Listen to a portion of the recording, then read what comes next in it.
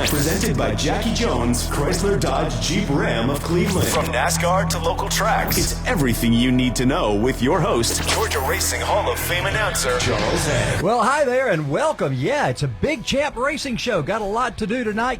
We got some of the big stars on here tonight. No bigger star than Clay Thompson. He's right here with me tonight. Clay, how are you? Good, man. How are you? Man, it's going to be a great night. We got so many great folks to talk to and talk about. It's going to be a wonderful night as we kick off with the Champ Racing Show. So as I mentioned, Clay Thompson is here. Also, Logan Bennett is here. Hey. Logan, how are you? I'm doing wonderful. Glad to be back in the saddle again. Yeah, we had we were on last week. We were. It just was gone so long. Yeah, Feels like a break. that's right. Yeah. And of course, a little programming note. We went down to sing the national anthem for the Braves on Monday night. Don't ever let me do that again. We got walloped, so that is not something I told one of my radio buddies. I said, my mojo is not what it used to be, Logan. So Yeah.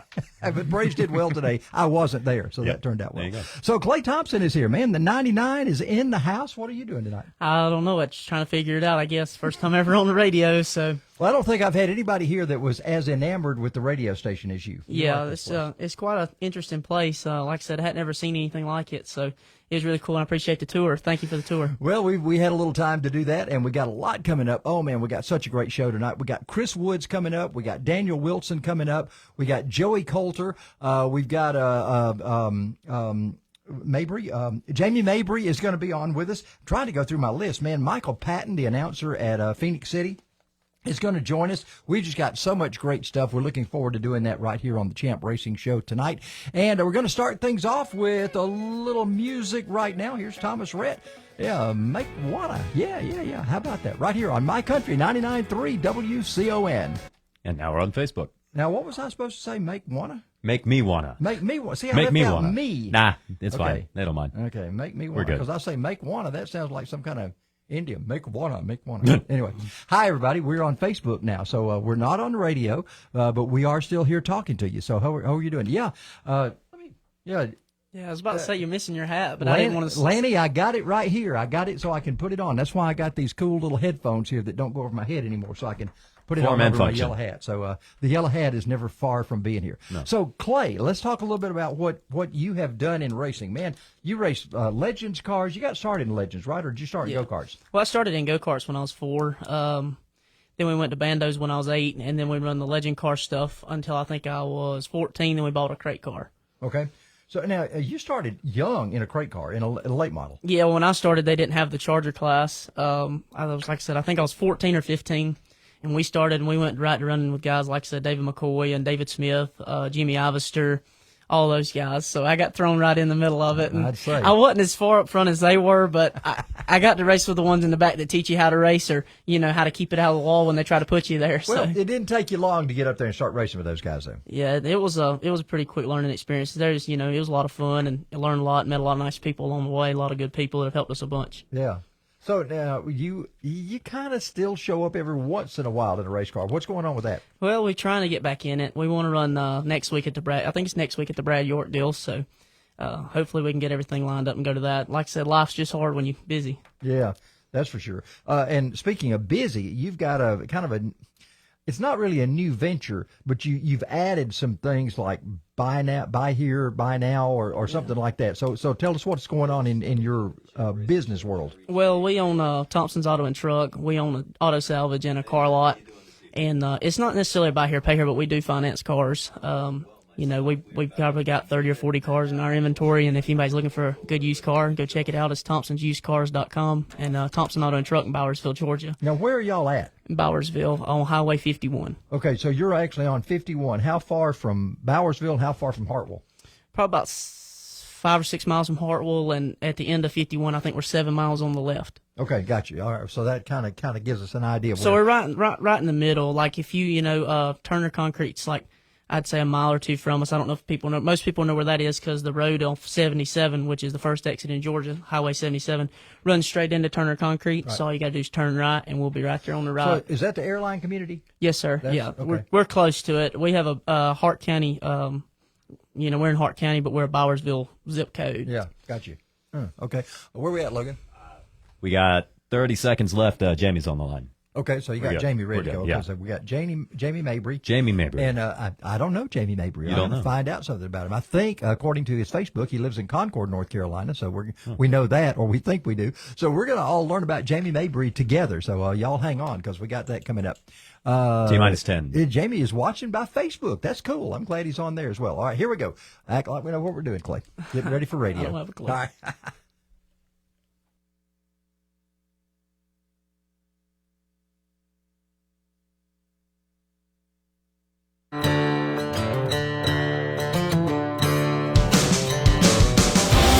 Pedal to the metal with the Jackie Jones Chrysler Dodge Jeep Ram Champ Racing Show on My Country 99.3 WCON. And it's time to have our first guest of the program on the line with us right now. It's time to get on with Jamie Mabrey and find out a little bit about Jamie. Jamie, how are you?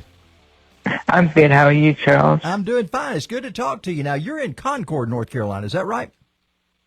No, South Carolina. Oh, what part of South Carolina? Greenville. Oh, you're in Greenville. Why did I think you were in Concord? Oh, you know what? That's one of my other guests coming up here.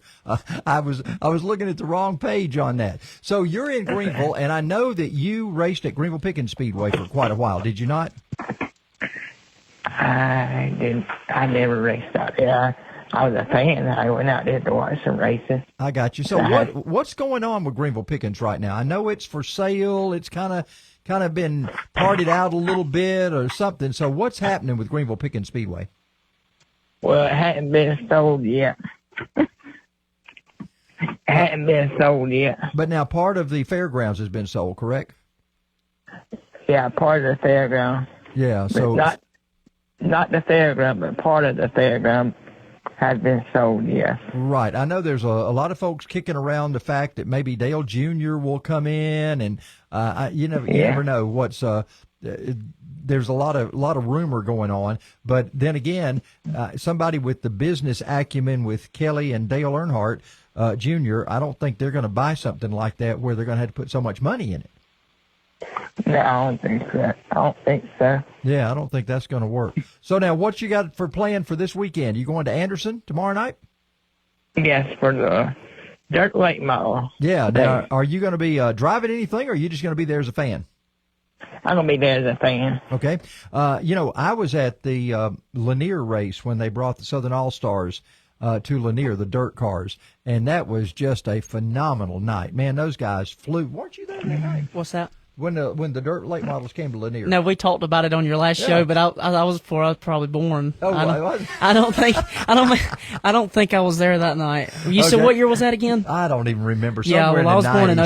in I was born in 04. Okay, well, it was somewhere in the 90s. But anyway, I was there in spirit, I guess. I got you. They were so fast on that racetrack. Man, B.J. Parker brought Southern All-Stars in, and it was just an unbelievable night. And of course, at Anderson, they're going to be running not only late models, they're going to be running the MMSA cars, the four-cylinder cars. There's a whole lot of drivers that are going to be racing there in all divisions, and that's just going to be something spectacular to see so many of those dirt cars on asphalt at Anderson. So what's been your favorite racetrack, Jamie? I say Anderson and Green Anderson. How long you been going to Anderson? For a long time, since I was a little kid. Yeah. So you were there. I started announcing at Anderson in '89, and I announced there till 2007. So I'm sure you were there during some of that time, probably. I was born in 1982, so I did go to Greenville. Okay. And Anderson. Well, I tell you what, it's a great place to go to, and we have just enjoyed our years over at Anderson Motor Speedway. The Porters were so good to work for. Hey, Jamie, we're going to take a quick break and come back and talk some more. You good with that? Yeah. All right, hang on. We're going to take a break. Be back with more. It is the Jackie Jones Chrysler Dodge Champ Show. You're on My Country 99.3 WCON.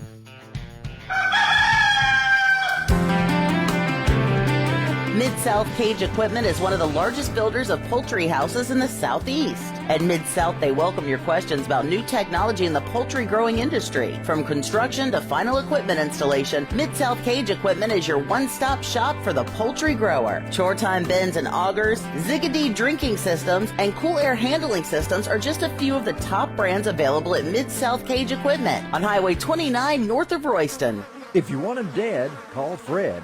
I've been saying this for years. That's because Fred Justice and the staff at Justice Exterminating can make your home pest-free. Justice Exterminating is your local full-service pest control company, serving all of Northeast Georgia. Debbie and I had huge problems. Bugs, roaches, rats, we had them all. Till Justice Exterminating came on the scene. They handled our pest problem in no time flat. We wouldn't go a single month now without our visit from Justice Exterminating. Give them a call today for a free inspection. 706-968-8519. Justice Exterminating will get you pest-free, I promise. Remember, if you want them dead, call Fred at Justice Exterminating. What a load! That's what you'll be saying when Gus Simpson pulls up with your load of gravel, topsoil, or dirt. Gus has been in the trucking business with his family his whole life. Now Gus has branched out into his own trucking company. Gus Simpson Trucking maintains a fleet of 15 late model dump trucks sitting at the ready to bring your load. Call them for a quote.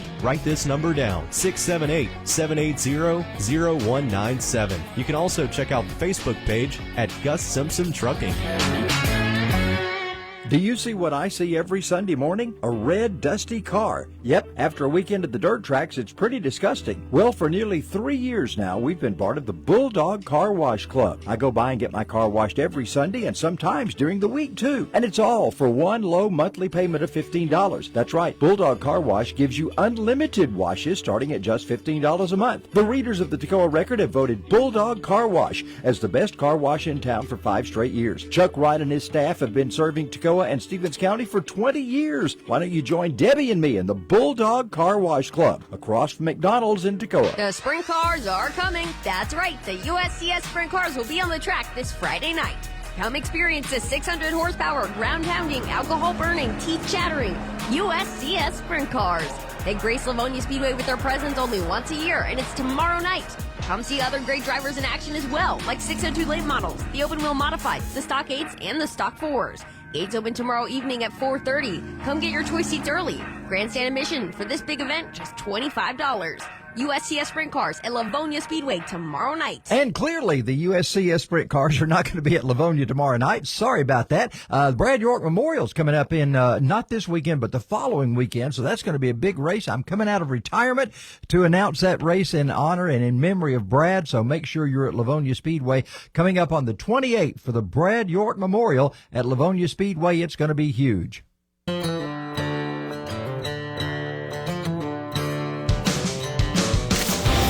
Get weekend results with the Champ Racing Recap, presented by Jackie Jones Dodge Jeep Ram. Monday morning at 8:45 on My Country 99.3 WCON. Yeah, Joel and Mary and I will be talking on Monday morning about all that happens at the NASCAR race coming up this weekend at Bristol. It is Bristol, baby, and it's going to be a big one on Saturday night, and we'll talk about it all on Monday morning around 8:45 a.m. You know, we like to have crew chiefs, we like to have drivers, sometimes we like to have just rabid race fans on with us, and that's what Jamie Mabrey is. He has been around racing for a long, long time.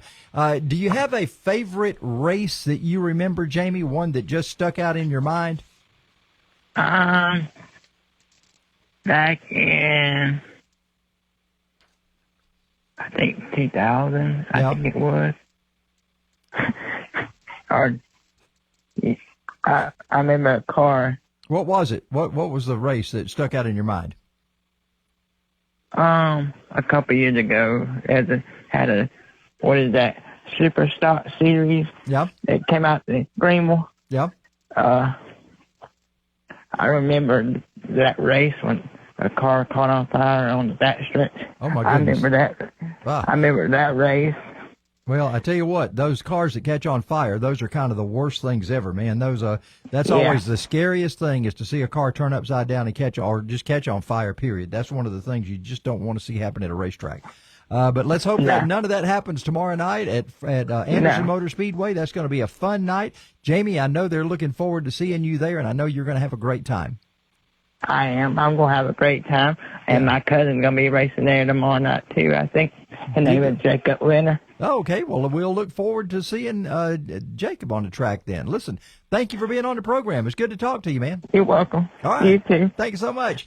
Jamie Mabrey has been our guest. Well, it's time now for a little less talking, a little more action. Here comes Toby Keith on My Country 99.3 WCON. It's a great night for a great song. Okay. Okay. What were y'all doing on the sideways over here? Oh, it's supposed to be on. Okay, yeah. We're on Facebook now. We're on Facebook now. We're good. We're good. So- He was killing me. I'm Logan. What are you doing? He was killing me. You were killing me, dude. What are you doing to my co-host over here? Killing him, evidently. I just want to say we love you, Joey Grubb. Yeah, but see, it's backwards. Number one J That's why I fan. told you when you put it up there, it's going to be backwards. Oh, number one JY fan. Love you, Joey Grubb. Best photographer in the Southeast. Yep. Shane, Joey's hanging up the camera. Did you see that on Facebook? He said he went out and photographed one time this year and he hated it. So he's not, well, I don't know if he said he hated it, but he said it just didn't have the same flair to it. So he said probably not going to do any more photography. Man, that ain't no good, really. That's sort of like you doing graphics on race cars. Man, you did such a good job. Now all of a sudden, no more. I have enough fun dealing with the public selling them cars. Yeah. I don't need somebody telling me to change the color here 62 times. So I got you. Shane Barrett's talking about what a great guy you are. I always thought a lot of Shane. We run the tri-state deal with Troy Duncan with him. I want to say he did that, and then he flagged some at Shiloh, and he did one or two big races at Foothills that I remember. And Shane's always been a good guy. I've always liked him. Well, you know, he came in and started doing race directing after Jody Palmer died. He was Yeah. our replacement for Jody at Livonia. For Yeah, I knew quite a he'd while. put something up about it. What we got going on, Logan? Michael Patton's next, right? Yes, Michael. Patton. All right. Yes, and again, not a race car driver, but a very, very famous announcer, Michael Okay, Patton. so The voice of EAMS. someone prolific. Someone prolific then. Don't start laughing. Well, he's going to be, along with him is going to be Joe Kelly, and Joe is the voice of Needmore Speedway, and I think he announces at some other places too, so that'll be good. Yeah. All right, so we got them coming up, and now we got Chris Woods, and I talked to Chris earlier today, and we did not think for a while there that Chris was going to be able to do it, but he tried to work it in. Chris won both races at Winder. Of course, we're going to get to our results in just a little while, but it's not often nowadays that you're able to win in two divisions. You know, McCoy used to do that a lot. Yeah. It with limited and I mean he and Hot Rod, you never knew which one of those were gonna win. And McCoy would rack up 3 wins every weekend, or sometimes 4. When I was little, it was Parker Heron. Parker Heron Yeah. was the man to beat in that 117 and the 17 car. Foster did both of those back then, which Right. turned into be McCoy's car. But That's right. Parker was the man to beat when I was younger. Yeah, during those days, David was running. Gosh, the guy that had the body shop. Didn't he have a 57 car, or was it a 187? No, he ran. That was a 27. 27. He ran with Whiteheads. Yeah, he I ran remember that Whitehead's car. I remember that 27. car. Yeah. Because Parker got it after that, I think. Right. Yeah, Parker was in 27 for a while after that. So all these numbers start to run together. That's the way I remember phone numbers. I remember the 2 drivers. Like my daughter's number is Jeff Gordon and Michael Waltrip, 2455. And I just remember everybody's phone numbers by how 2 race car drivers. I just don't save it till they keep calling me. Then I remember who they are. I just let them call me enough. If they're important enough, they'll call me enough, and then I can remember the last 4 of it. And you know, the funny thing is, you don't even know anybody's phone number, but I remember her gate to get in her apartment was her phone number. That's the only reason I know the 2455. I never used it on the phone, obviously. Yeah. Because you just hit a name and go, what you got, Logan? Quick interjection. When I said you had leeway with Michael, I mean you have several minutes of leeway. So his segment's going to be a little longer than usual. If that's cool. I'll save it. Okay. I'll probably save it for down the road. Got it. We'll put that in the bank and use that probably on some of the others. Solid copy. We might give everybody an extra minute or something. Yeah, we'll see how that goes. Let's do that. And of course, Michael, we won't come back with sponsors or anything like that because he's not a driver, so he doesn't have sponsors or a crew to help him out. Okay, so that second Well, he segment might should have be a crew. You know, a big enough announcer might have enough crew around him at the racetrack. That's right. Yeah. Spotters and folks. I don't know. I never had the luxury of doing that, but anyway, you never know what's going to happen when Okay. that comes up. All right. How far away are we? We still got 2 minutes. Oh, 2 minutes. Okay. So what do you want to talk about? I don't know what's on your mind. Let's talk a little bit about the Legends cars. Now, Legends cars were a lot of fun. Oh, yeah. And Legends cars taught you a lot because they are. They tell me the closest thing that there is to a late model as far as weight to horsepower ratio. I would say that the Legend car is actually more touch sensitive than the late model to me. Legend cars was a pretty good size motor in them. I don't remember the CC size, whatever horsepower deal, but they were a lot more sensitive, especially on a slick track in Atlanta. 100 degrees in Thursday Thunder. Now the crate cars, obviously when you get on a slick track or something, that's where it really helps me out a lot. Is just being able to roll through the corners and take them smooth and be smooth with them. That's probably where I'd say that it helped me the most at. But the funny thing is, and I tell all my buddies and everybody that really asks about Legend cars, The most fun I ever had was Atlanta Motorsports Park, racing on the road courses. They were more fun to me than it was to actually race the oval tracks, and they were more fun to me than the crate cars. And a lot of people, that blows them away. They're like, oh, man, you don't like hanging out against the wall, knocking the deck out of it? And I'm like, I had more fun racing legend cars on a road course. And well, Atlanta Motorsports Park, you just it's a blast. It's a blast. The finest place on earth. Yeah, man. and Ken Reagan always, like, we talked about him on the last Champ show. Ken always puts a good deal together for anybody that's really wanting to learn how to race. And he's just always been a good guy, and he does a lot for that legend cars division. And you know, he puts a lot of work into it, and he gets a lot of cars. You know, when you put work into something, obviously you have results, and his results speak for themselves with the big amounts of cars that they'd have on them road courses. Heck, I remember some of them races we'd have 10 or 20 cars, and they'd actually start them. You know, it'd be like semi-pro, and then young lions would split. And I would be, you know, I don't remember how we did it. I don't think we practiced. Oh, hang on. What we got? 15 seconds. Michael is on the line. It seemed like he was having a difficult time hearing me, but I could hear him just fine. Okay, so let's hope that's going to work out okay. 10 seconds. So we're going straight to him, right? Yeah. Okay, 10 seconds. we just new open. Yeah. Okay. Yeah. All right. Hang on.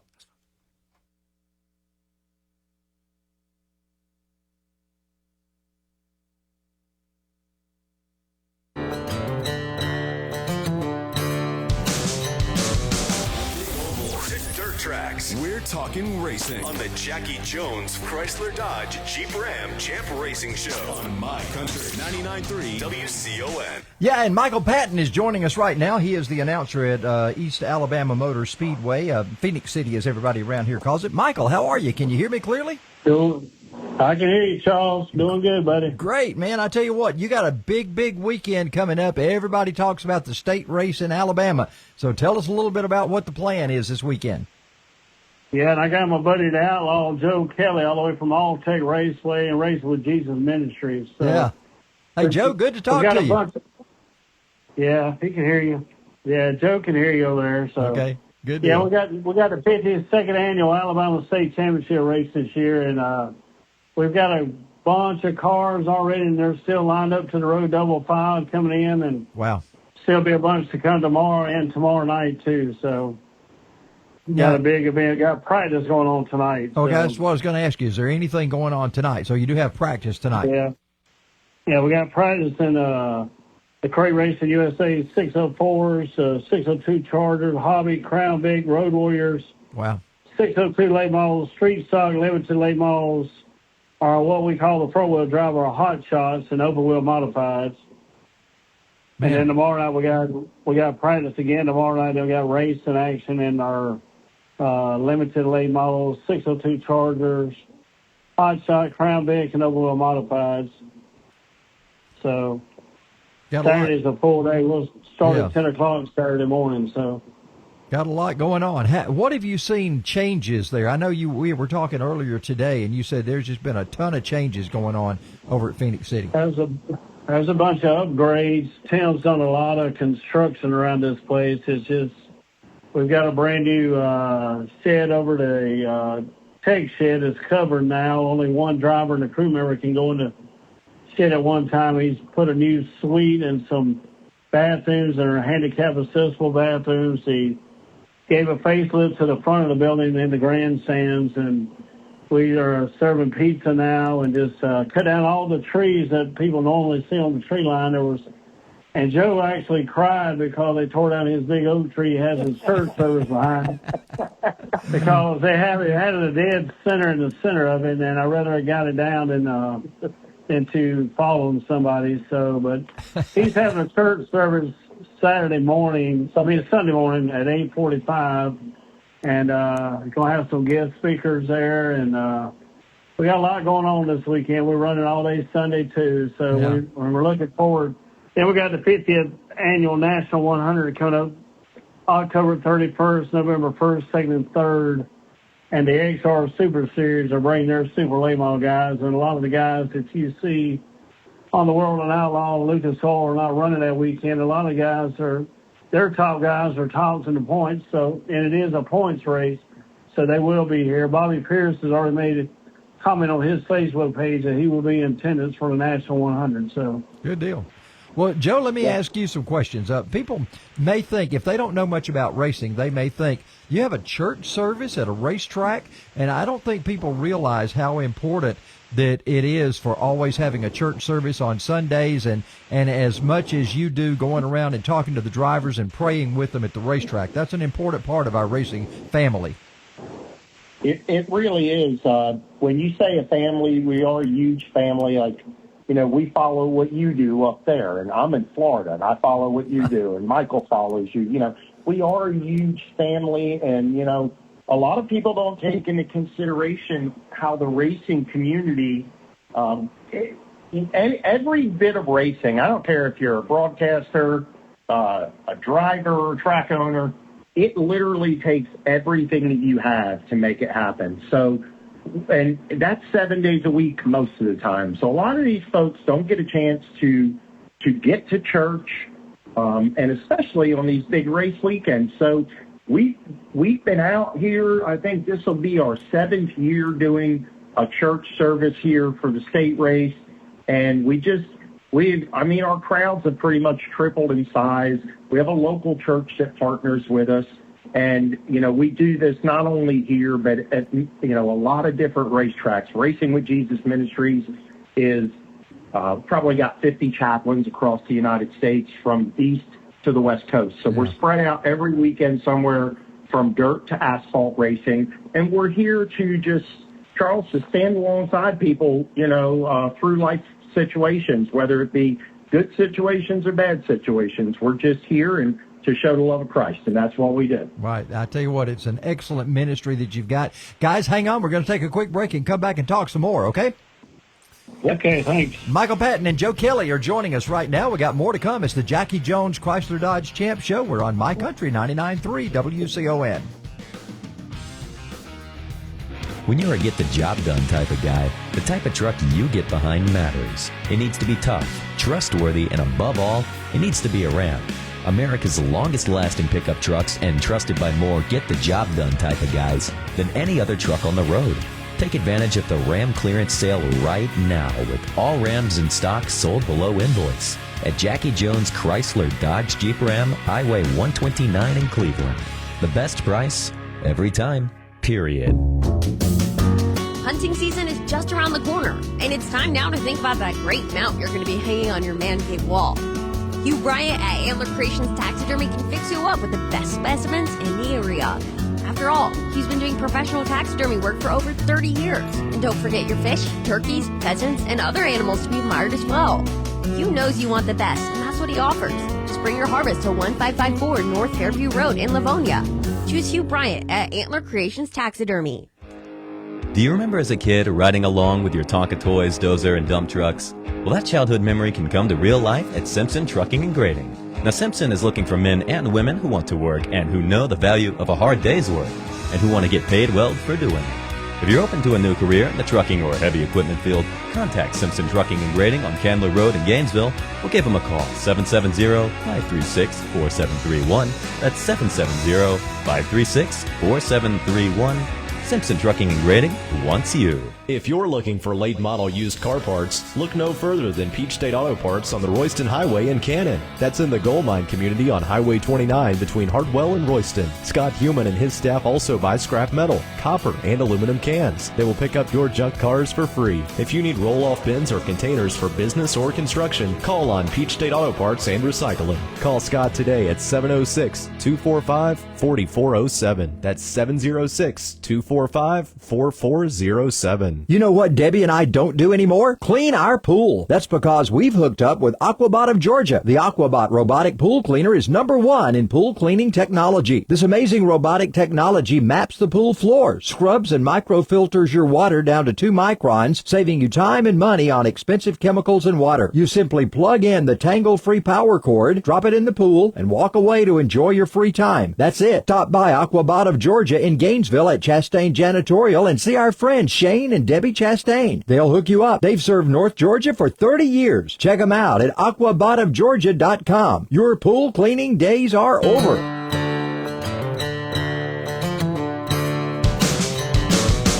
You're listening to the Jackie Jones Chrysler Dodge Jeep Ram Champ Racing Show with Charles Hess on My Country 99.3 WCON. And we're talking with Michael Patton and Joe Kelly. They'll be announcing the state race in Alabama this weekend. Guys, I think Michael has for sure announced over at OP at South Alabama Speedway. Have y'all been over there?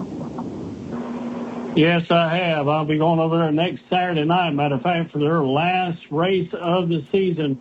John Dykes and Sandra Dykes are good friends of mine. They have a thing they call Feed the Drivers. They feed all the drivers on the very last season race, and Ryan McCullough, their announcer, is not going to be able to be in attendance. So he's asked me to step up and do that, so I'll do that next Saturday night. One of my favorite racetracks. I've announced a number of races, the Rattler, for several years there at OP, and it is just one of my favorite racetracks. Love that place.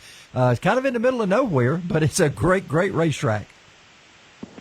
Yes, it is. And I've crossed some announcing off my bucket list. I had one for Needmore. I've done Needmore. I've done Sonoa. Yeah. I wasn't able to do some other ones like Dixie Speedway, getting over Mr. Johnny Walker.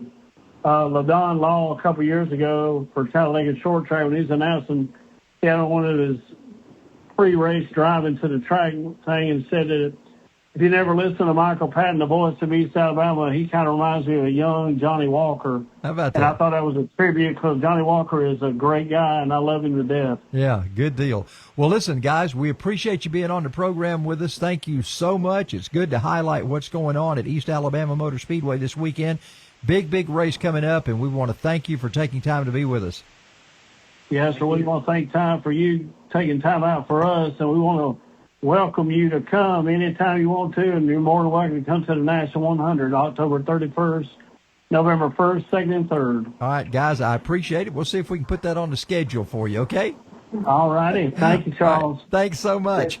That's okay. Michael Patton and Joe Kelly, two great announcers, and it's good to talk with fellow announcers. Right now, Rodney Atkins is going to be talking with us, and Rodney has a little bit of a theory here, and his theory, if you're going through hell, don't stop. Keep on going, because there's something better on the other side. Here's Rodney Atkins on My Country 99.3 WCON. Okay, here we are.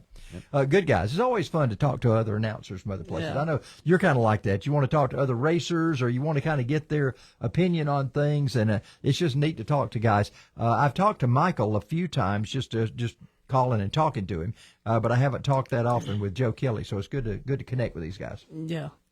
So we were talking about Legends cars. Yeah. And one of the things about a Legends car, you got a very, very short wheelbase. That's right. And man, those things will go around with you in a hurry. Yeah. I turned one around at Lanier and hit the wall one time during a Legends training school that they were putting on over there. Yeah. And man, they will just come around in no time flat. Yeah, that's what I was fixing to say. I was having a hard time, hearing you. But so when we run the Legend cars, they would break it in half. They do like the pros and the masters, and they do the semi-pros and the young lions. And people that race Legend cars know, they have 4 classes.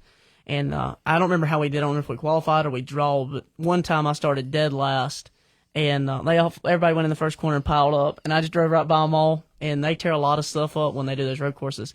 And then another time I started last and drove by every one of them. Let me stop you right there. Turn 1, if you don't know what Turn 1 is like at Atlanta Motorsports Park, it's like 140 degrees. Yeah. You go in and it goes downhill and turns way back, and there's a sand pit out there. Yeah. And we have seen so many people get hung in that I sand was actually pit. talking about a race at Atlanta in the infield. Oh, you're talking about it? Yeah, I've I've seen them. Ring. Yeah, okay, gotcha. And I thought you were talking about it. Not at, I mean, I've seen them do it on the ovals, but I was talking about on the road course in Atlanta, like they run around the infield. Oh yeah, the infield road course. Yeah, and then they would turn it and let you go out on the quarter mile and come back, and that was the most. They were so much fun, but I've seen them knock the wheel slap off of them, and they'll spin out easy because like what you were talking about, and people go in the corner and they just kind of, I think they pill drawed, but we would just randomly go out there, and the first person on the pole wouldn't know what he was doing. He'd spin out and wreck the whole field.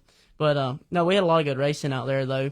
And one time I started last, and I think there was right at 20 cars, and I drove up to second, and I was right on the leader when we went across the line. I'd have won the race if I'd had another lap. But story of my life, had another lap. Had another lap. Atlanta Motorsports Park. We're going to be talking about them a little later in the program. That is just a cool place. Oh yeah. We're going to be giving away a cart rental. You're going to do that a little later tonight. You're going to. I'm going to do it. A cart rental. Yeah. Can I enter in it then? No. But you're going to be choosing which number between 1 and 3 that you want Logan to have to answer the phone on. So we're going to be coming up with that as we give away our cart rental. And if you've never been to Atlanta Motorsports Park. Guys, you got to go. I'm thinking I got to get with Will Rigdon and the folks up there. I'm hoping to do my 35th anniversary show at Atlanta Motorsports Park next year and have everybody come up and just have fun in the kart rentals all day long and then do a live show while we're there that night. Wouldn't that be neat? That'd be cool. Yeah, that'd be cool. Hoping we can do that. So now, what have you got going on as far as racing? You're going to do the Brad York Memorial. Have you got any other races planned? Do you still keep your equipment up? What do you do to it whenever it's just sitting for 6 months at a time? I mean, do you work on it at all or what? Well, we come home, wash it and everything, and I have a hard time really working on it anymore because we're so busy and I have to, do everything else. Me and my dad do everything, and we've got a couple guys that work with us or help us, and a couple of my buddies, they'll come over and help us, but most of the time it'll be me or my dad or one of the guys that works with us, and you just kind of go over it and check it like regular maintenance, and just try to do everything that, would be normal to like week to week basis. And then when you get it done, you just kind of put it up on the shelf and look at it and say, man, she's pretty. And it don't cost as much to run it on the shelf, Yeah. It don't tear anything up. But well, speaking of your dad, I cannot tell you how many times that I say, and Wesley Thompson takes the win in the 99. I mean, how many times have I said that in Legends racing, especially at Anderson, at Lanier, at Atlanta? He never raced Legend cars. Everybody gets it mixed up. Was that a different Wesley Thompson? There's two. My dad won races. He never won. Okay. That's not a joke. That's not a joke. That's so serious. Wesley Thompson won at Bowman Gray one night, and it made it on the news. And people were calling my dad the next day congratulating him. And it wasn't that Wesley And it was Thompson. not my dad. Your dad never ran Legends cars. My dad never ran an asphalt race, but I take it back. He did run asphalt street stocks at Lanier. He ran them at Livonia. He ran at Anderson, and Greenville Pickens when he won a But 50. that wasn't him in the Legends car. No, He never ran a Legends car. Gosh, all those years I thought, and it was a black 99. Yeah, that's what's so funny about it. Wow. But the thing is, my dad won the biggest race of his career. He won it at Phoenix City. Yeah. And then he won one at Greenville Pickens, which was like $10,000 enduro race. Yeah. And it was 2003. And it was actually the week my mom found out she was pregnant with me. Oh. The day of the race, she found out she was going to have me. And then the announcer said, they're standing in victory lane at this time. And the announcer asked my dad, he says, what are you going to do with $10,000? Because this is a big street stock race. And he wanted, it was like 150, 300 laps. I don't know how long. But we've been looking for a VCR tape because they said they had tapes of it. But we couldn't ever find one. So if anybody out there knows where one's at, we'd like to have one, a copy of it. Kelly and Roger were the photographers at Greenville Pickens back then. I've forgotten their last name. But they, and I think Roger passed away. But Kelly, if she's listening, she might know where one of those tapes is. But anyway, so my dad told the announcer, I guess I'm going to buy a lot of diapers. Yeah. And Max King was the great announcer at Greenville Pickens Speedway. He and I worked together at Anderson Motor Speedway for a lot of years. Great announcer, Max King. Yes, sir. So we have several minutes of extra time here for Daniel. Do we want to just give him an extra minute in his first segment or a second? Let's give him an extra minute in the first. How long are we? We've got 45 seconds. Okay, yeah. Yeah, Daniel Wilson's coming up. But I will try to remember to do it like I'm supposed to and say, Logan, who do we have on the line? Act like I you don't know. Yeah. Yeah, but my dad doesn't appreciate how much those stories really mean to me, though. And especially hearing them from somebody else. And you're talking about taking the checker flag, and I'm sure you say he took the black flag a lot. I like the stories of him being the bad guy, because it's like, man, was you really that crazy? I've seen his crazy side a couple times, but I try not to race like he did, but that was a different day and age, Well, T-minus 10. Oh, okay. Well, we got. I'll tell you another story a little later. All right, stand by. Here we go. Again, we got to act like we know what we're doing.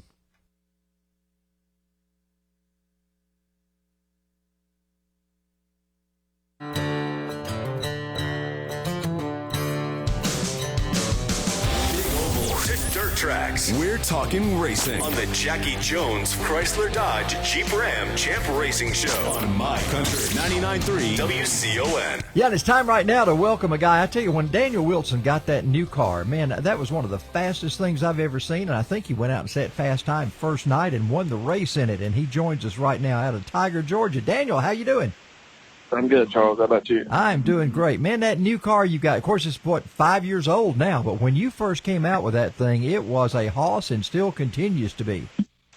Yeah, it was a good car when we first got it. It's about time for us to do some upgrading if we're going to continue running this limited stuff.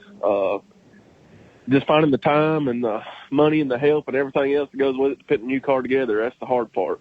Yeah, well, you got some dedicated folks, though, been with you for a long time that work with you pretty well. I do. They've been with me for a while, and I've got a guy that takes care of my motor stuff. majority of the time and stuff now, so that really helps. And just, I don't know, it takes a village to do all this, and then at the end of the day, most of it comes out of my pocket, so that's what hurts. Yeah, well, I know you got a few sponsors. We'll talk about them a little later that help you along, but the majority of it is kind of out of one pocket into the other. I know how that works with a race team, but we'll get into those sponsors in a little while. We got a big race coming up, the Stephen Ragg Memorial, and $10,000 to win at Toccoa. Man, that is a huge deal coming up, and I know everybody was sitting on ready for it the other week, and of course the rain just got us and weren't able to do it. Yeah, I ain't gonna lie though. I'm kind of glad it got postponed to a little bit cooler weather. Running that deal in August or 1st of September, whenever, or August. 100 laps around Toccoa. That's pretty demanding. I don't know the last time there was a 100-lap race there, especially at the lap times and stuff that we're having now. Right. Maybe back in the day when it was 14, 15 seconds, whatever it was. Yeah, that's fine, but 12 seconds, 12 and a half, 13 seconds, whatever it is now, that's pretty demanding, 100 laps around Toccoa. So now that it's October, it's going to be a little bit cooler weather. It's going to be better for motors, better for drivers. And I think you'll have more drivers show up. There's not a lot of tracks running that time of year. So right. I think it'll be a lot better deal for all the way around. Yeah, I think you're right. And even Tampa races, they were 40 laps. Ray Cook's deal, 53 laps on occasion, but I don't remember a 100-lap race at Toccoa, and I've been around there a long time. I just don't remember, except for an enduro or something like that. I don't remember any 100-lap races. Right. I was talking to Leon the other day. I seen him out when we was talking about it, and he said that he can't remember, maybe the 80s or something. There may have been 100-lap enduro races and stuff like that, but 100 laps, and most of these guys, I'm going to say over half of these guys running limited now, especially in our area, wet sump motors, that's a lot on these motors. A lot of these are not running dry sumps. That's, you got to worry about motor or oil temperature, water temperature. 100 laps is, I'm not going to lie, 100 laps is going to be hell around Toccoa. Yeah, it's going to be tough. I remember Donnie Bishop told me one time he ran the Budweiser 300 at Lanier. And, of course, that was 300 laps around Lanier. And he told me that when he got out, he said that his neck muscles were so limp. He said if anybody had hit him, he said it probably broken his neck, because he said I couldn't believe the G-forces and how loose my neck was at the end of 300 laps. And I would venture to say that 100 laps on dirt is going to be about like 300 laps on asphalt at Lanier. It is. And like I said, the nights that we're running 12-8, 12-9, even 13 flats. You go 30 laps around Toccoa, green to checker, and you're not winded when you get out, I'll show you a liar. It's not going to happen. I mean, I know most of these guys racing around here, and, I've talked to them about it. 100 laps is going to be, it's going to be something. It really, really is. I think, when you start talking 100 laps, you've got fuel problems. You've got definitely a tire problem. Right. It's going to throw in a lot of curves and a lot of things of what people do on that lap 50 or 55 caution. Do you go soft on tires and, change them and go to the back and see if you can come back? You qualify up front. Do you go pretty hard so you can keep your position? That place is a momentum racetrack. It's hard to pass on. It really is. So it's, I don't know. It's going to be interesting. It's going to be interesting. Well, take a cue from Jeff Gordon. He said one time the hardest thing about Bristol was remembering to breathe. He said, I realized every time I passed the flag stand, I had to breathe. So that's what you got to do. I know what you mean. I don't know. Like I said, it's going to be interesting. I'm glad it is in October. Like I said, cooler weather, that's going to help a lot with motor temperatures, and even my temperature. Hell, I ain't gonna lie. Yeah. But it's gonna be interesting. That's for sure. And it might even help the horsepower. You might be making a little more horsepower with that night air when we come up to October like that. Yeah, I guarantee it. Like I said, it's definitely gonna be interesting. I'm glad that Mike and Jackie and they're putting this on for racing for $10,000 at my local track and limited. Yeah. You don't see many 10,000 to win limited races. You don't see many 10,000 to win super races. I mean, that's just pretty fantastic. True. Yeah. The only other one that I know about, they used to have that Clash Money or whatever it was, and then at Dillon Kennedy Memorial up at Wartburg, you know, they pay 10 or 11, 12,000, whatever it is. But for 10,000 right here at home, I mean, this should draw a crowd. I think the 100 laps does scare a lot of them. Yeah. But I think they'll have a better turnout come October than they did in August. Yeah, I think so. Hey, Daniel, hold on. We got a quick break, and we're going to come back and talk some more. You good with that? Sounds good. Daniel Wilson is our guest. Got more to come. It's the Jackie Jones Chrysler Dodge Champ Show. We're on My Country 99.3 WCON. Modern Tire and All-Terrain of Hartwell is all set to equip you with the best tires on the market today. They offer all major brands of tires for your car or truck, as well as your off-road and all-terrain vehicles. They have tractor and farm implement tires too. Brakes, alignments, oil changes, equipment rentals, and roadside assistance are always available at Modern Tire and All-Terrain. Plus, they're your home for truck accessories too. Lift kits and leveling kits available for purchase or installation. And also racing supplies and performance shocks to help the local dirt track racer. Financing is available on all purchases. That's Modern Tire on 293 West Howell Street in Hartwell.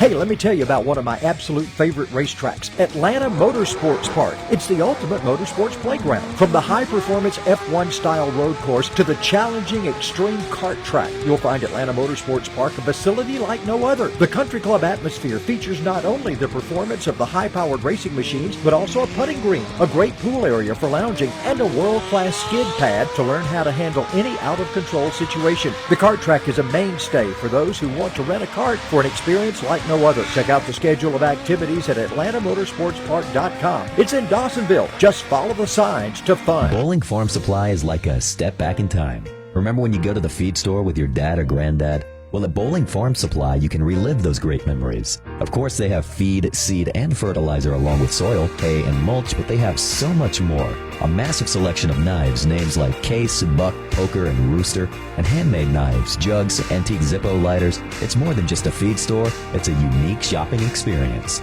Bowling Farm Supplies are located at the corner of Highway 198 on Damascus Road in Homer.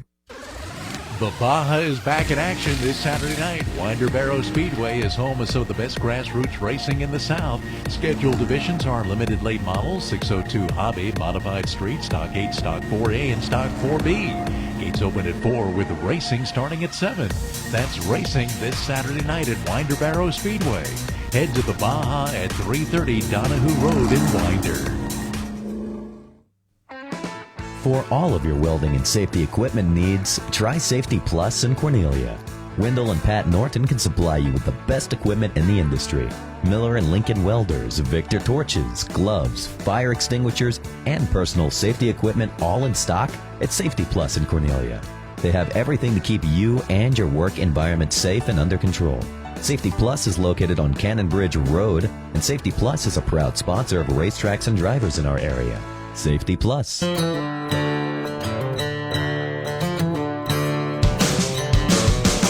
It's pedal to the metal with the Jackie Jones Chrysler Dodge Jeep Ram Champ Racing Show on My Country 99.3 WCON. And Daniel Wilson is our guest, and Daniel, Clay Thompson is my co-host tonight, and he's got a couple of questions for you.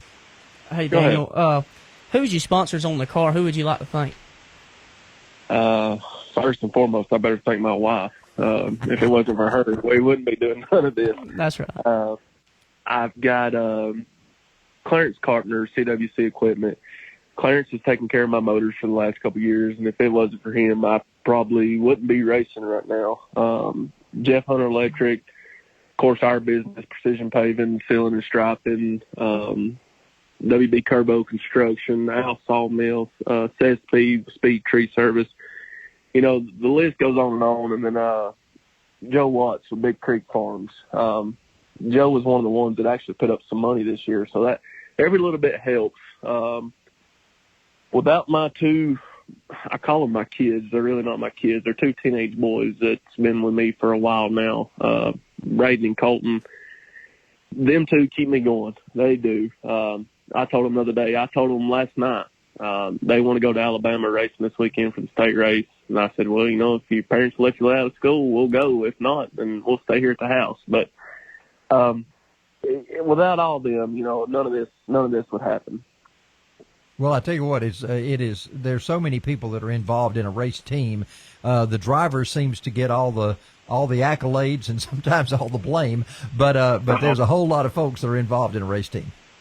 There is, like I said, there is nobody out there that can do this by themselves. I've always idled Casey Roberts over the years for all this time that he's done this and done it most of the time, with just him and one guy. Right.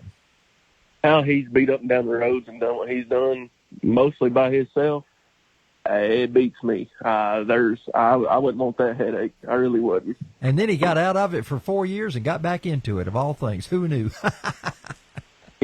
He's smart, though, with it. He's doing what he wants to do. Racing when he wants to race and, putting other things first. And that's the way we all got to look at it at the end of the day. Yeah. Like I said, but, I've got a list of people over the years, Ethan Hunter and Jeff Hunter, God, they provided me with a shop for the last 14, 15 years, however long it's been. Wesley, Melvin, Doug, and all them for over the years is helping me out. Just, like I said, the list goes on and on. Yeah. Did you go with John? Did you go to Eldora too? I didn't. I went for the dream. I didn't go for the world. We always go for the dream every year. And then I was really looking forward to going up there and running at the Dirt Track World Championship.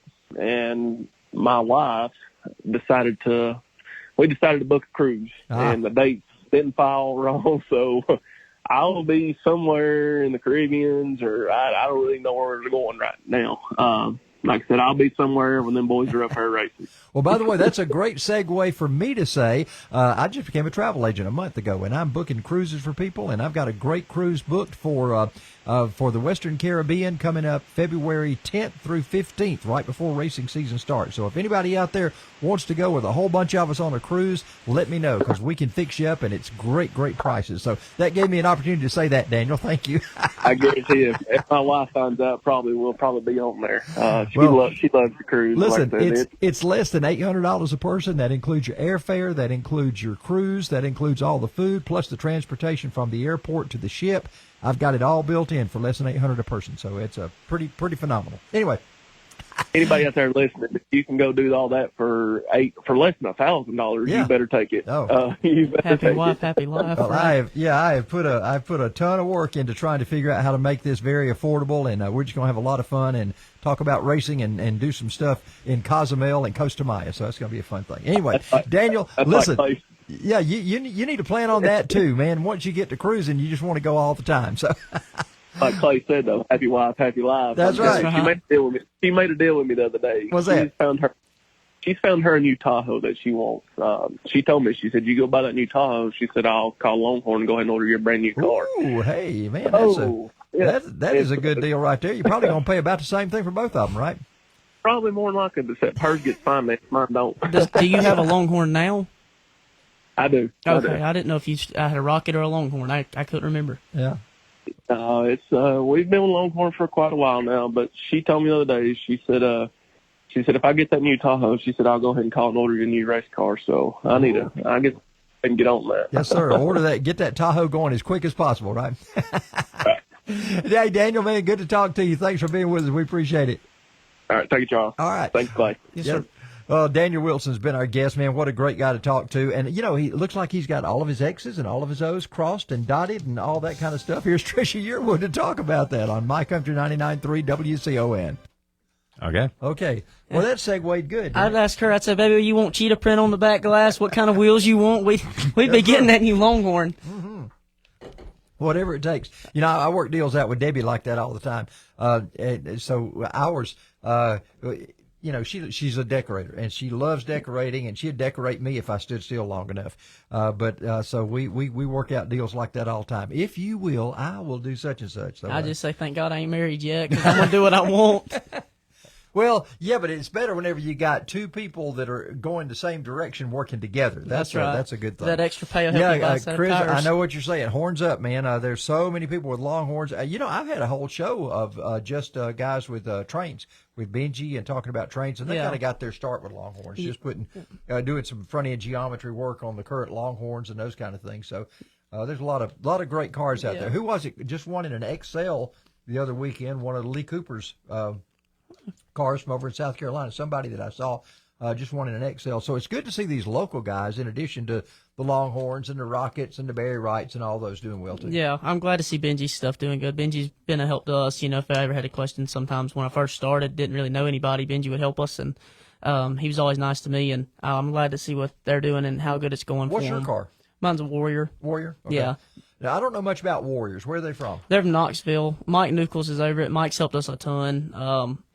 They're good cars. I've started in a Warrior. My first car was Jimmy Johnson's old one, and then we ended up buying Russell Fleeman's other one, and they were actually sister cars, so the one I've got now is Russell's old one. Yeah, and for the longest, I did not know this. Jimmy Johnson and Russell Fleeman shared a shop for so many years. They both had ran the same number for a lot of years. Yeah. And I didn't know that. Yes, sir.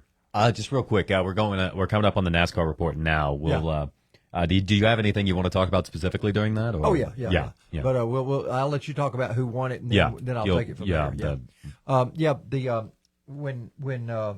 When Russell and Jimmy were both 98s. Yeah. Because they ran out of the same shop. Yeah. And Russell was telling me that one time about, I did not know that. I think Jimmy's dad's got the one that got Russell started. Big Jim. Big Jim got Russell started. And of course, Larry T-10 was such a great guy, man. All those folks. Matter of fact, I talked to T-4. Okay. I can't go on with that. I'll do it in a minute.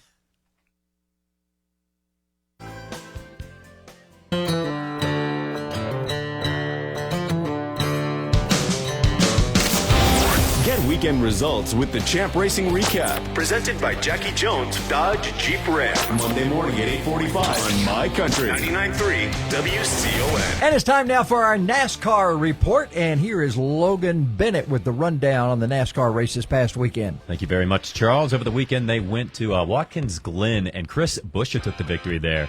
And I'm not especially familiar with Watkins. I wanted to ask you about this. It was very action-packed. It was over the weekend. And is that normal for a track like that? It's not, Logan.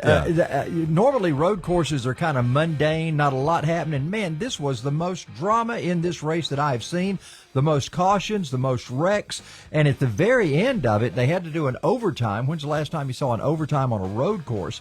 And SVG, everybody knows him as SVG, Shane Van Gisbergen out of New Zealand. Yeah. He was running second to Chris Buescher. They had to restart. They started double file, and Shane Van Gisbergen got behind Buescher. Well, Van Gisbergen got past him, and all of us thought, man, that's going to be it, because Van Gisbergen is known as a road course racer. He is such a talented guy. We just assumed he was going to pull away. Well, he drove into the bus stop. Now, there's a road course term that you don't hear on regular oval track racing, but he drove into the bus stop, and he drove it into a little too far and just grazed the wall a little bit, but he lost the rear end of the car for a moment. Well, that allowed Buescher to come back and work his way around him. Buescher hung on to get the win. He's a kid out of Prosper, Texas, and you'll appreciate this. Yeah. He used to come race with us over at Anderson. Yeah, he used to help Legends Caden cars. Honeycutt when I raced Legend cars. Yeah. He helped Caden Honeycutt a bunch. Me and Caden were pretty good friends, and we never raced together. I want to say Caden was a class above me, but he won a lot of races because of Buescher, giving him advice, kind of like a mentor. Well, Chris and James, his brother, they would come from Prosper, Texas to Charlotte. And, of course, on Friday nights, they'd come down to Anderson and race with us down there, so we got to know him pretty well. But kind of a low-key guy, but, man, I'm so excited. He didn't make it into the playoffs. He got his win a week too late to make it into the playoffs. But at Watkins Glen, he was the winner. They go to Bristol this weekend. That's going to be a Saturday night race. It's an elimination race. So guys like Denny Hamlin, man, Hamlin's pretty much got to win on Saturday night in order to be the next round. Really? I don't really watch much NASCAR. I try to keep up with it, but we have a hard time keeping up with it. It's going to be interesting. So anyway, that's what's going on in the world of NASCAR. Time right now for a little Billy Currington, and he's talking about Don't It. Yeah, don't it sound like a great thing to do on a Thursday night to watch the Champ Racing Show? Here comes Billy Currington on My Country 99.3 WCON. Perfect. So okay, go ahead. So now you were going to ask me something, and I couldn't hear what you were saying. Oh, I was going to say, when Joey Coulter comes on, can I ask you the questions, or do you want to start first? No, you start if you want to. Okay. Sure. Yeah, whatever you want to do.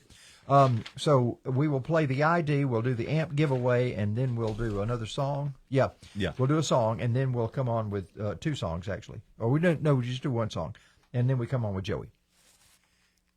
Right? Yeah. Okay. Yeah. Also, I was telling you about Amber Cohen now. Yeah. I had asked her about co-hosting with me, And she had something to do tonight, but I expect Amber to be a co-host one night. She's going to be a good one. Yeah, like you said, she'd be a good one to help you with it. Yeah. We talked about that last time we was at Moogie's. You know, she's real smart, and she'd be a good one for air. Yeah, she sat in one night on a race broadcast with us and did a great job at Lanier. So what question you got?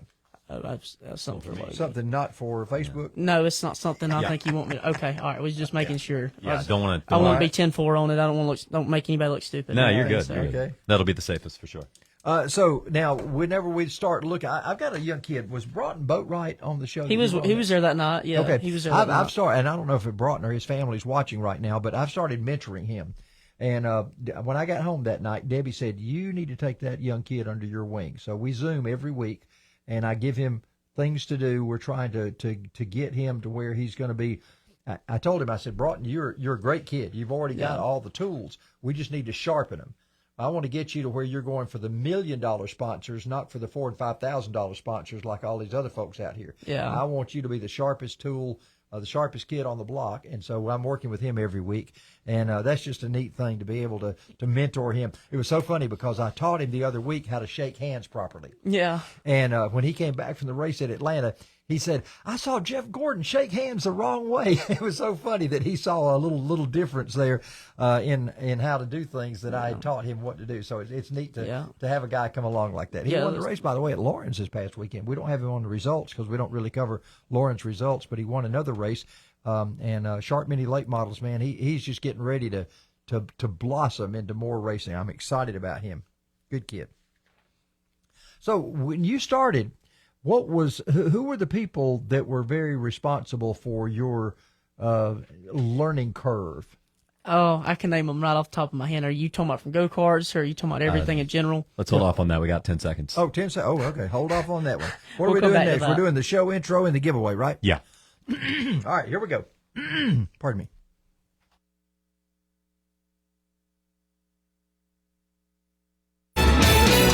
My Country is WCON FM, Cornelia, Athens, Gainesville.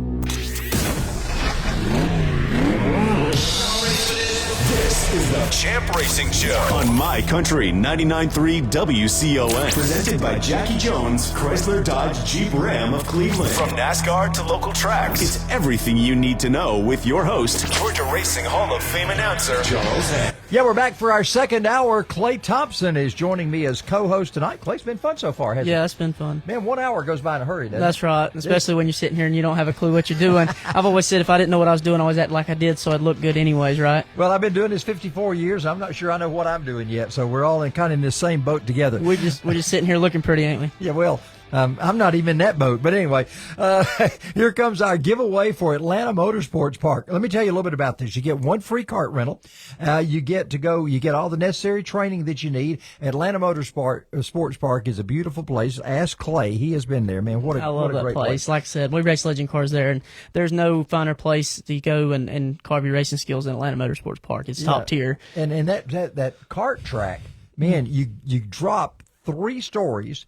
You turn an immediate 180 degrees and go back up the hill. It's just unreal. I had never seen the kart track. I've heard a lot about it. I've always wanted to race the go-karts, like rental karts and stuff. That would be pretty cool. Well, you get up 55 miles per hour, and you got to understand, when you're 55 miles an hour, you are sitting on like you're sitting on a go-kart. I mean, there's no roll bar. There's no, you're just holding on to a steering wheel and you're running 55 miles an hour. It is cool as it can be. So you got to get to Atlanta Motorsports Park. We're going to give you an opportunity right now to win tickets. Clay's going to choose a number between 1 and 3. What you got? 1. All right, number 1, call us at 706-778-0993. 706-778-0993 is the number to call. First caller will win a pass to Atlanta Motorsports Park. Remember, they're closed on Monday, but they are a great place to go, so we hope you can get a chance to get there. Kenny Chesney is with us right now. Don't happen twice. My Country 99.3 WCON is the place to be, and Kenny Chesney's here with us right now. Okay. Can I tell a funny story? Yeah. We're on Facebook, right? Yeah. Okay, I didn't want this to go across there. We was at Pigeon Forge, and we were racing go-karts, and I knocked this old lady's false teeth out. Oh, you talking about it? Oh, the little go-kart place? The little go-kart track, the one anybody can go to. Yeah, we were racing, and this old lady kept blocking me, and I got pissed off. I was like 10, 11. I hit her in the back, spun her out. boom, her false teeth like flew out of her mouth onto the racetrack. And then another time we was up there and these two crackheads got into it and they wrecked each other. And one of them passed out unconscious. And they were her like wives were fighting and the families was fist fighting out on the track. Wow. Like a rental go-kart track in Pigeon Forge. Wow. I busted right through him and I hit that one boy that was knocked unconscious and spun him around. Of course, I was involved in it. I took a bunch of race car drivers to the indoor karting track in Gainesville. There was one of those back. And I'm telling you, we had guys over there that were having so much fun. All they wanted to do was spin each other out. That's right. We just had the best of the NASCAR Winston All-Pro guys, and they were just having a ball, just trying to take everybody out. Me and my buddy went to one of these go-kart tracks up in Carolina. I'm not going to say the name of it. It's a rental kart track, and I'm banned from it, so when I go in there, I have to use a fake ID, not a fake ID, but a fake identity on the computer and sign in under my middle name, Blaze. I had to use Blaze Thompson to get back in it. Cool name. You should go by Blaze. Yeah, no, I'm all right. And so we broke this. They had two brand new go-karts sitting there that were like just done, and I spun out in front of them. We knocked the steering wheel off of it, knocked the brake pedal off of it, knocked the gas pedal off of it, knocked the whole shaft of the steering shaft off of it, broke the left front wheel. We were banned after that. So the next time I went back and tried to sign in, it wouldn't let me in. Wow. So I had to use my middle name to get in it. Good grief. But anyways, back to what you're saying, I'd say Russell Fleeman and my dad and Parker Heron were probably my big three, and then David Smith, as I got more into the dirt late model stuff, they helped me a bunch. And Vernon Burke and Josh Roach are two that do a lot with me, and my buddy Austin Franklin works with me on the race car, and he's the one that works with us. So. I got you. Yeah, Russell Fleeman. Russell can drive dirt, asphalt. It doesn't matter. He's just a hard charger no matter what he's in. That's like I said, I've always looked at him more like a second dad. And that's like, because he's always been so good to me. I call him. We can talk about the car business. We can talk about race cars.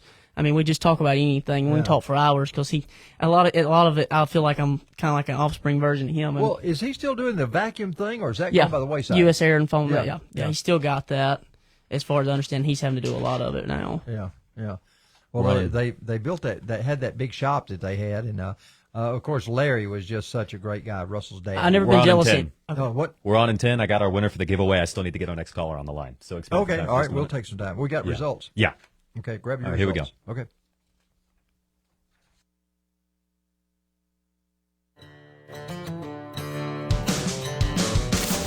This is the Jackie Jones Chrysler Dodge Jeep Ram Champ Racing Show with Charles Head on My Country 99.3 WCON. And Charles Head is joined by Clay Thompson tonight as my co-host, so we're glad to have Clay here. Logan, who is our winner for the Atlanta Motorsports Park ticket? That was Randy Stitchen of Coleman, Alabama. Wow. He said he was listening. He was traveling here in Georgia and was listening to the show, but he's from Alabama. Man, I hope Randy has the opportunity to check that out. Atlanta Motorsports Park, it's like a country, truly is a country club atmosphere. It is a country club for racing. So you got to check it out, Randy. Thanks for listening in. We appreciate that. And right now it's time for the results from this past weekend. Of course, we talked about NASCAR already. Our results are brought to you by Scoot Rice and all the folks at Mid-South Cage Equipment. Here's Clay Thompson with our results. Chris Buescher took the win in the NASCAR race at Watkins Glen, and we're going to go on the Winder Barrow Speedway. In Limited, it was Chris Woods as well as the 602, and Chris really whooped him in the 602. I think he half-tracked him. We were there watching, and Modified Street went to Jennifer Everett, so congrats to her. And I'm glad you won it, Race Girl, because we was really pulling for you. Stock 8 was Jimmy Johnson, and Stock 4A was Justin Taylor, and Stock 4B was Nicole Proctor, and 602 Charger was Case Wages. You said getting his first win, right? Case Wages got his very first win. That's a pretty cool thing. And Jimmy helps him a good bit too. Jimmy Johnson does. That's Jackson Wages' older brother. Yeah. So that's and so it was good to see him get a win. Jimmy Johnson won the Stock 8. Now they had planned to do that Roger Cooper Memorial. They had so few cars show up, they put that off a few weeks. So the Roger Cooper Memorial is going to be a few weeks down the road. They're paying $1,437. That's a big purse. Of course, Roger Cooper, Chuck Cooper, all of them had the number 37. So that's why that's so important to have that 37 at the end of that. Did you ever know Chuck Cooper, Roger? I don't think I've heard the name, but I don't. Yeah, Chuck used to race with us at Peach State. We got really? On asphalt. So it was good to see them. So we've got, of course, results. Next week, there's nobody locally that's racing this weekend. Livonia is getting ready to race a weekend after this coming weekend on the 28th. That's when the Brad York Memorial will be at Livonia. That's going to be a big deal as we honor Brad. I worked for Brad for probably 20 years at Highway 106, at Livonia, at Toccoa, back at Livonia again. So I've worked for Brad for a long time as he promoted all those racetracks. Yeah. And then, of course, we're looking at Toccoa coming up. with their Stephen Ragg Memorial, and that's coming up in the middle of October, as Daniel Wilson was talking about. That is a big deal. You've run Toccoa. Yeah, track position's really important at Toccoa. Yeah. I wanted to chime in. I think, 100 laps around that place will definitely be interesting. Like I said, track position is very important. So a lot of that will be where you qualify, and like he said, about your tires and stuff, having to maintain your tires for 100 laps and maintain yourself for 100 laps, because Toccoa is probably one of the most grueling racetracks I've ever been on in my entire life. And we don't have a playbook. And it happens so fast. But nobody's ever run 100 laps there. So there is nobody to ask. There's nobody to say, what's tire wear going to be after 50 laps or after 65 or 75 laps? Is it mandatory to come in and change tires at 50 laps, or is somebody going to try to run the whole thing? Who knows? Yeah, I think if you was out front and you took good care of your tires, you might could make it the whole ways, but I don't know. I'm just a crate racer. I don't know. So.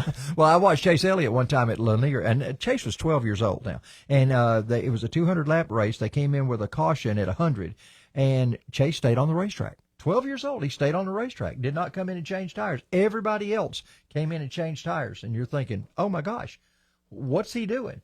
And he faded back to about 8th, saved his tires. With about 20 laps to go, he started picking them off.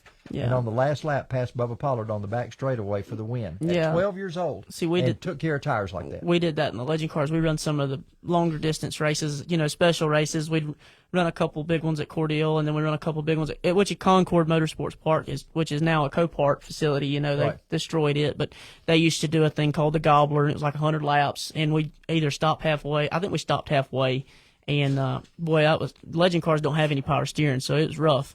But that was definitely a different thing, learning how to save tires. It takes a while to learn how to get good at that. It does, and tire management is probably the most important thing, even with late model drivers on dirt.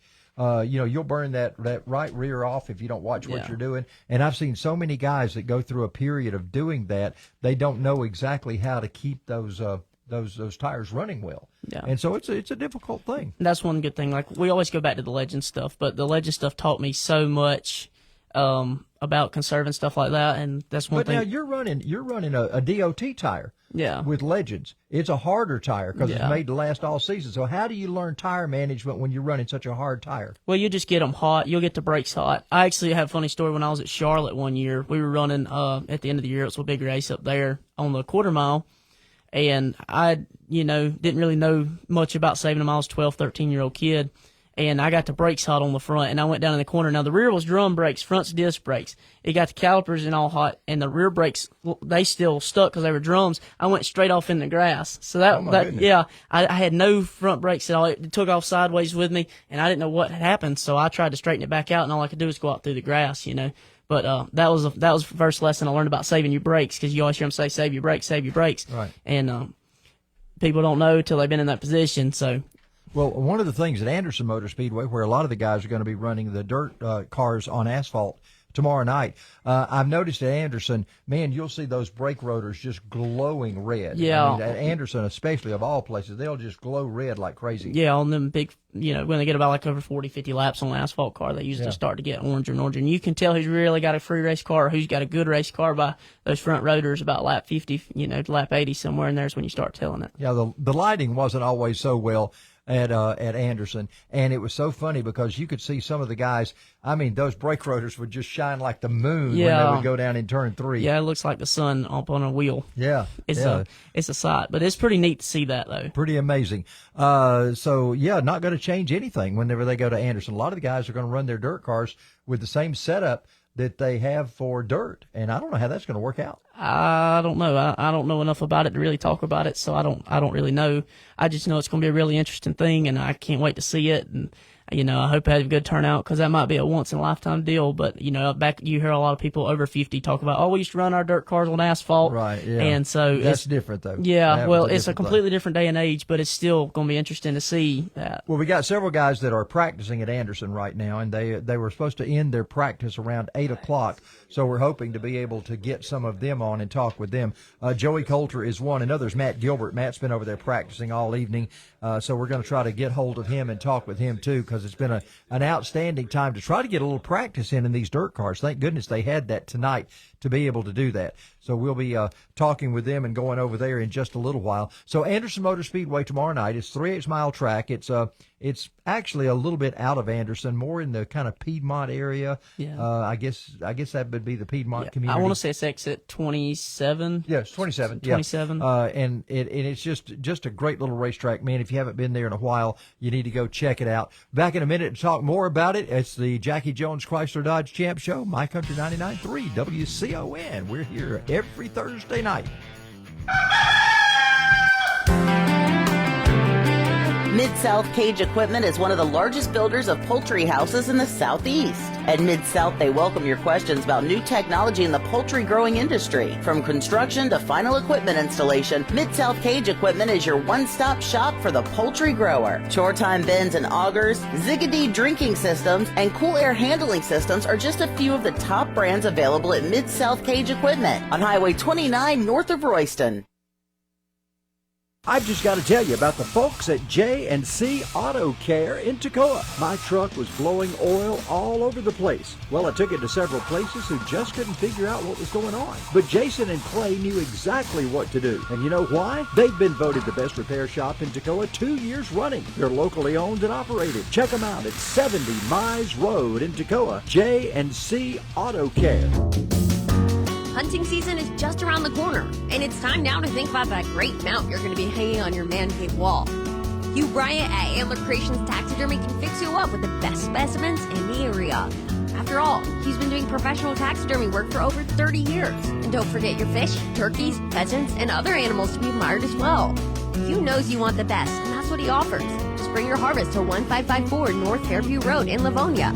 Choose Hugh Bryant at Antler Creations Taxidermy. For the last 30 years on the Champ Racing Show, I've been telling folks about Napa Auto Parts and that great Napa know-how. Now there are even more locations for great aftermarket and genuine replacement parts to serve you. Napa Auto Parts stores are located in Toccoa, Clayton, Commerce, Jefferson, Elberton, and Hartwell in Georgia. And in South Carolina, find Napa stores in Westminster, Walhalla, Seneca, Easley, and 2 locations in Anderson. The best parts at the best prices. Napa Auto Parts and that unmistakable Napa know-how. Napa know-how. Napa know-how.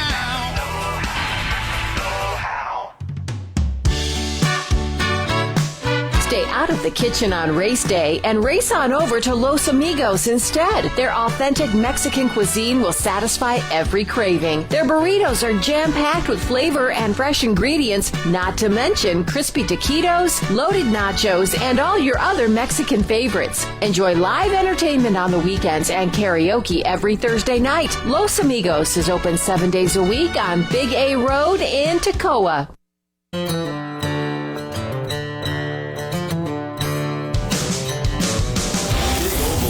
Dirt tracks. We're talking racing on the Jackie Jones Chrysler Dodge Jeep Ram Champ Racing Show on My Country 99.3 WCON. And we're excited right now to talk to somebody who has just been on the asphalt at Anderson Motor Speedway in a dirt car. Matt Gilbert joins on the program. Matt, how are you? Doing good, Charles. How are you? I'm doing fine, man. What'd you think about it? How was it so far? I really don't know what to think about it. So is it more different than what you thought it was going to be, or did you go into this thing thinking, I don't know what we're going to be doing? Well, we just basically came down there with our dirt car and set up under it, and just go from there. So we headed back home now to change some stuff. All right, Clay Thompson's here with me, co-hosting. Clay's got a question for you. Have you ever ran asphalt before, or have you just run dirt stuff?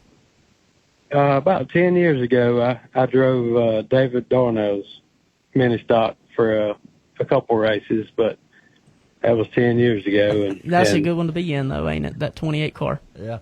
Oh yeah. We had a good time when we did. So now, what have you decided to change? Are you going to just throw everything out and start from scratch, or have you got some ideas on what you're going to do? We got some ideas. We got too many listeners to be telling you. Yeah, I don't want you to know exactly. Just say, yeah, we got some ideas. we were kind of close on the handling wise. We had a little bit of motor issue. We might have blown a head gasket. We might have to go put a new motor in. Oh no! But we we'll get it fixed and be ready to make a few practice laps tomorrow. Well, now you talk about David Darnell. You have been recently the recipient many times with some Fatso's Fast Qualifier that David Darnell's involved with. We have. We sure have. Yeah. And David's helping us out a good bit with this race here. Good deal. As far as leaning on him for a little knowledge. Okay, excellent. Clay's got a question for you. So that you don't have to tell what you've changed or anything on this, but I've run asphalt and I've run dirt over the years, and just for the fans that have never experienced either one, what would you say is the biggest difference between asphalt and the dirt racing stuff? Not the car setups or anything like that, just the feel of the racetracks, so that they could kind of put it together if they was in the driver's seat. What would you describe it like? Just having to remember to let off the gas and not run it wide open. Yeah, because you don't come off the corners good. Back in the corner and backing the corners up. Yeah. How was everybody else running? Was everybody else having the same difficulties, or was there some folks that were just showing out really big? Everybody was. I don't know. Saying everybody was off a little bit. We really don't know what to expect. Like Benjamin Burdett, he races down there all the time on Friday nights, and runs our series too. So he looked good. Like I say, we really don't know what to expect, and it should be a good race tomorrow. Well, it should be. I know everybody's been looking forward to this for a long time, and Scott Childress, he's just done a phenomenal job at Anderson. Of course, the Porters did too. I announced for him for many, many years over there. Great place, love that place, and I'm excited to see y'all there. Clay's got another question for you. So you might, we was talking about how they drive and stuff, and like I said, not trying to get into setups, but if you compare the asphalt mini stock with a dirt mini stock, how different are they for the fans that are listening that have never looked up under one or never saw one? I mean, I know they got the windshields and everything in them, whereas we run the bars across the windows, but what up under them, how much different are they? I don't really know much about the asphalt mini stocks. I do know they do run sway bars on the front and the back. And that's one of the first rules that they told us that we couldn't do, is put a sway bar on them. So apparently that helps them out a good bit. Must do it. And if they're banned, you can guarantee they must be helping somebody, or they would let you all do it. Yeah. Right. Who all do you want to thank on your car? I'd like to thank all my sponsors: Holloway Race Engines, Round Boy Race Cars, Harris Automotive, ML Enterprises, Couch Trucking, Pat's Grocery, Darnell Construction, Marietta Tire Shop, Relic Killer Designs, American Welding, Kohler AMP, Power Equipment, and Austin Soulsby Production. Good deal. What's Casey going to think about going home and not having to wipe so much dirt off? Oh, I'm sure they'll all like that. Yeah, I think everybody's going to like that. That was one of the biggest changes when I switched from going to dirt races to go to asphalt. I realized I left there and I was clean. Man, that's an unusual thing. So you won't have a whole lot of wash day. Won't be as bad as it has been, will it? That's right. Yeah, for sure. Well, yeah. Matt, I was up in your area just a couple of days ago. We went up to Asheville and went by Old Indian and up through Marietta and that area, and I thought about you when I went through there, because that's always an area where I think about you when I drive through. So anyway, I hope you have a great night at Anderson tomorrow night. Looking forward to seeing how it turns out, and I know you'll get that thing where it's going to be on a rail. You'll be one of the ones to be watching tomorrow night. Hopefully that's the outcome. Yeah. Well, listen. We appreciate it, and thank you so much for being with us, okay? Thank you. All righty. That's Matt Gilbert, and I can guarantee you that 117 is going to be one to watch tomorrow night. No question about that. He always is a great, great race car driver, and looking forward to see what he can do. Summertime Blues, yeah, here's Alan Jackson. He's going to talk about that. It's My Country. What are we doing, Luke? Actually, it's Garth Brooks standing outside the fire. Garth Brooks is right now. Yeah, it's Garth Brooks time. Pardon me. Got a little ahead of myself. Garth Brooks standing outside the fire on My Country 99.3. All right. Okay, so sorry about that. No, you're good. I did have someone try to call me back during that segment. It didn't tell me what their number was, so I'm going to look through the call history, see if I can figure out who that was. Check and see if it's Jesse first. Jesse first? Or is it Joey? Joey. I'm sorry, Joey. Joey, yeah. Let's see if we can get Joey on first and talk with him a few minutes, and then reserve. I want to talk to Chris. I want to give him the full time if we can. Yeah. Okay. So we saved a few minutes with Matt, did we not? We did, yeah. 3 or 4 minutes. Okay, good deal. Thank you. Yeah, for those folks watching on Facebook, we got to stay within our time frame, and we couldn't get anybody to answer their phone, so we had to kill a little time. So that means we got to take that time away from somebody. So yeah, Tammy Holden is watching. She knows how it is. She was my co-host one night, so she knows what we have to go through here. See, you got to bring up numbers like Tammy did. Tammy had like 7,000 that night. Yeah, I don't know if I'm that loved. We'll find out how it is. But anyway, we got it rolling. We got 29. Yeah, 29 right 29. now. But see, you have to understand, at the end of the night tonight, we'll have like 1,000. Then tomorrow night, it'll be like 3,000. And it continues to grow on the way till next Thursday. Yeah. So we may have, you may get 6, 7, 8, 10,000.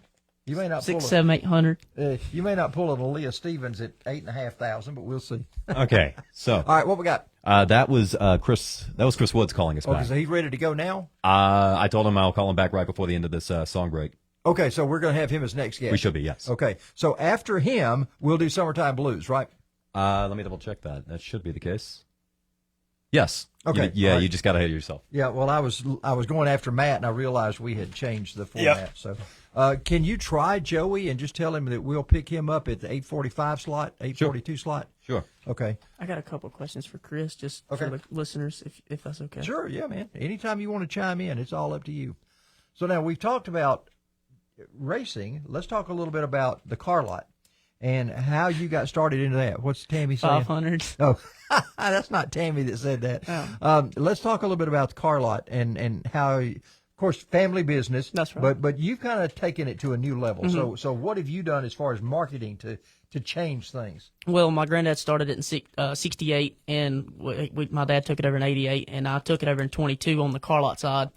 And my dad always had a bunch of cars, 10, 15 cars at most, and I've always thought bigger was better, so I said, well, we need 30, 40 cars, 50 cars, and so I just wanted to do that. And I've always been good with the marketing stuff because I've had to market myself racing and keeping up with. I've had a lot of fans everywhere I go. People know me, and so I've had to learn how to put stuff up online and make it sound right. And I don't know how to describe it, but you can't look stupid when people follow you on Facebook. So, well, 99% of the people do, but that 1% doesn't. I love reading that Facebook. I love reading that Facebook about 9:30 at night. I kick back. I wish you had me some popcorn, man. Some people be putting their personal stuff on there, but that's besides the point. But but we try our best to check every vehicle out and drive them and make sure that they're all good cars because my dad's been doing it, my granddad's been doing it so long. I don't want nothing but good words for it. I have to tell you a story about them. Came into Tacoma. What do we got? Still couldn't get a hold of Joey, so we do have Chris coming up. Are you talking about my granddad and my dad? Yeah. There was one you was going to tell me earlier, too. Came into Tacoma one night, and it had started raining, and they were on the rollback. They had the race car on the rollback, and they just extended the rollback out, and they sat in lounge chairs underneath the rollback to give them a little shed to sit in the rain. Was it that big green Army looking one? Gosh, I don't even remember, to be honest. They had a with you. Ford one and a big green Army. What was that story you was going to tell me earlier? You was going to tell me one about my dad with the black flags. We were joking about the black flags, and you said you was going to tell me one. No, I think that was talking about Wesley winning so many races in Legends, and I was confused. I had thought that was the Wesley Thompson. No, that wasn't my dad. Well, I had that Wesley Thompson on the radio, and I guess the whole time I thought it was your dad that I was talking to back whenever he was winning all those Legends races. Yeah, my dad won a bunch of stuff, and them calling him and stuff, and it's so funny though. Like people literally never knew that because my dad won that big one at Greenville Pickets, and they actually met one time. Wesley and Wesley met, yeah, and he shook his hand and he was like, man, Wesley, blah, blah, blah. And he's like, my dad said, man, I've won races I've never won. And the other guy said, me too. He said, I never drove a dirt street stock, but I won a lot of them. They said, where was he from? He was from somewhere in Carolina, I think. I don't know. Well, I introduced him from Hartwell, Georgia so many times. So anyway, I don't know. It worked, didn't it? Apparently. Just smiling away. I got by with it. If we didn't know what we was doing, we just act like we do. That way we look good doing it. That's what I've always said. I've met three other Charles Heads. Really? Yeah. One was the flagman. He went by Chuck. Chuck Head at Anderson was the flagman over there. He pulled out his driver's license once and showed me, and his name is Charles Head. The other is a flagman at South Alabama Speedway. He's Charles Head in Alabama. I ain't never met another Clay Thompson. The only one that I get tagged in a lot is people send me stuff and think that I'm the basketball player I think he played for the Golden State Warriors. I don't know. I don't watch basketball. Oh, but they always thought I was Clay Thompson, the one that's played for the Golden State Warriors. Oh, really? Mm-hmm. Yeah. Well, you ought to make a lot of money doing that. Yeah. Yeah. I'd have a lot more money, that's for sure. That car lot would be a lot bigger. It'd be paved with some big coliseums like U.S. Auto Sales had. Sir. Yeah. Oh, man. So I was telling you about Amber. I think Amber's going to co-host. I think we talked about that with the Fleemans. Yeah. And, of course, she and Jay, man, Jay won that big race first of the year. I was excited for him when he got, I guess it was they don't call it Late Model Mania anymore. They call it, it's not March Madness. What do they call the first race? Shamrock Shuffle. No. It's Spring Nationals? No, Spring Natty. That's what they call Spring it. Yeah, Natty. Spring Natty. That's what they had at Livonia, and I think he won that this year, and I was excited to see him win that. Yeah, I've known Jay since I was probably like 4 years old. First time I ever met him, we were at Possum Kingdom, and I ran up and hid in his trailer. I don't remember. There's a big group of us. We used to run and play hide and seek. I was like 4 years old. I walked up to him and said, "Hey, I'm gonna win this game. Can I hide in your trailer?" I hid in the trailer the whole time. They couldn't find me. They all got mad and quit. How about that? Where we at, Logan? What kind of time we got? 40 seconds. Okay, and then we go what? And to Chris. Straight to Chris. Okay. I had never gotten jealous about a house, but Russell's shop's huge. I know. That thing makes me so jealous, man. I love that shop. Last minute schedule change. Couldn't get a hold of another guest, so I'll patch you over to the board momentarily, and then we'll get you on air with Charles. Thank you. Okay, so Chris is going to be on with us a little early. Yes. Can you hand me my pen back? I can't talk without a pen in my hand. Thank you. For some reason, 10 seconds. Got to have a pen in my hand to talk. Okay, here we go.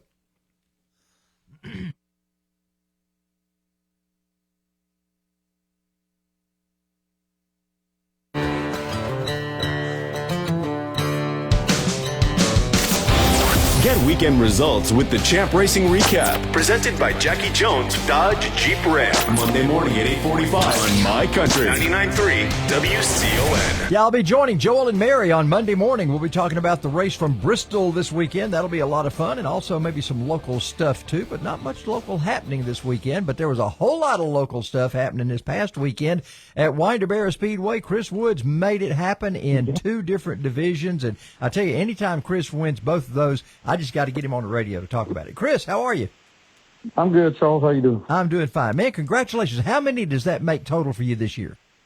That's 20. We're trying for 23. We had 22 last year. We're trying to break it. Wow. I tell you what, that is two phenomenal seasons, and you've done them with, how can I say this, without James Foster, but with his knowledge and with him looking down on you to see you do it. I know it's got to be a great thing for you. Yes, sir. I'll tell you, he's with me every time. Yeah. You look for that little, what James will always give you just a little thumbs up or a little smile, and that's, you're getting that little smile when you pull that thing into victory lane. Or if you've done something wrong, I look out the top of his glasses like, uh-oh, you're in trouble. Well, you weren't in trouble this past weekend. Clay was just telling me, Clay Thompson's my co-host here. Clay was telling me that he was at Winder on Saturday night, and he said, man, especially in the 602, you kind of half-tracked everybody. Yeah, he put it on them. Yeah, Ryan's got that thing dialed in. It's really good right now. Yeah. So if you was, for the people listening that hadn't ever sat in a race car or anything, what would you say the biggest difference between the 602 and the Limited is and the feel of them? Just entering the corner, the horsepower entering the corner, the speed entering the corner. Just 602 is momentum. Keep it rocked up and going forward through the center. You make more speed in the center of the corner. With the Limited, you got to run the cushion sometimes and use the horsepower to get off of it. Get in the corner a lot harder. So which one do you like to drive more? The 602 car is really fast, but I tell everybody my daughter could probably drive it. It's so good. I like the Limited. I like the power. So now, do you actually back off the throttle, or do you just left foot brake in order to slow yourself down when you got to do something like that? Do you try to keep the RPMs up? Yes, sir. Blake Craft's probably going to laugh if he's listening, but I just roll out of the throttle a little bit and what he calls brushing the brake. I just use a little bit of brake pressure, get the nose pointed down where I want it, and then I'm just back in the fuel. Do you find yourself able to get out of trouble more in a Limited car because you got the power to do it than you do in a 602? Yes, sir, of course. Yeah. So you can maneuver yourself around. So when track conditions, when you first got out on the racetrack, what do you look for? Do you look for wet spots? Do you look for dry spots? Or what are you looking for when you get on the racetrack? That's a good question. We don't really, to be honest with you, first going out on the racetrack, we don't really hot lap anymore because why? It's different at every track, of course, but Winder's been consistently pretty wet during hot laps, which makes for the really good racing they've been having during the features. I know the other classes don't like it sometimes, but it has what's made them known for their good racing right now in the limited and in the 602 class. So I really don't hot lap anymore because we can't tell nothing from it. I'm always way too. It's really just slick, so I can't stick the front end. But I tell Brian that I can't turn at all. I have no nose. My nose doesn't stick at all. So it's pointless for me to go out there in the mud anymore. Yeah, any changes honestly. You make just wouldn't be worthwhile if you tried to make them based on that. Yeah.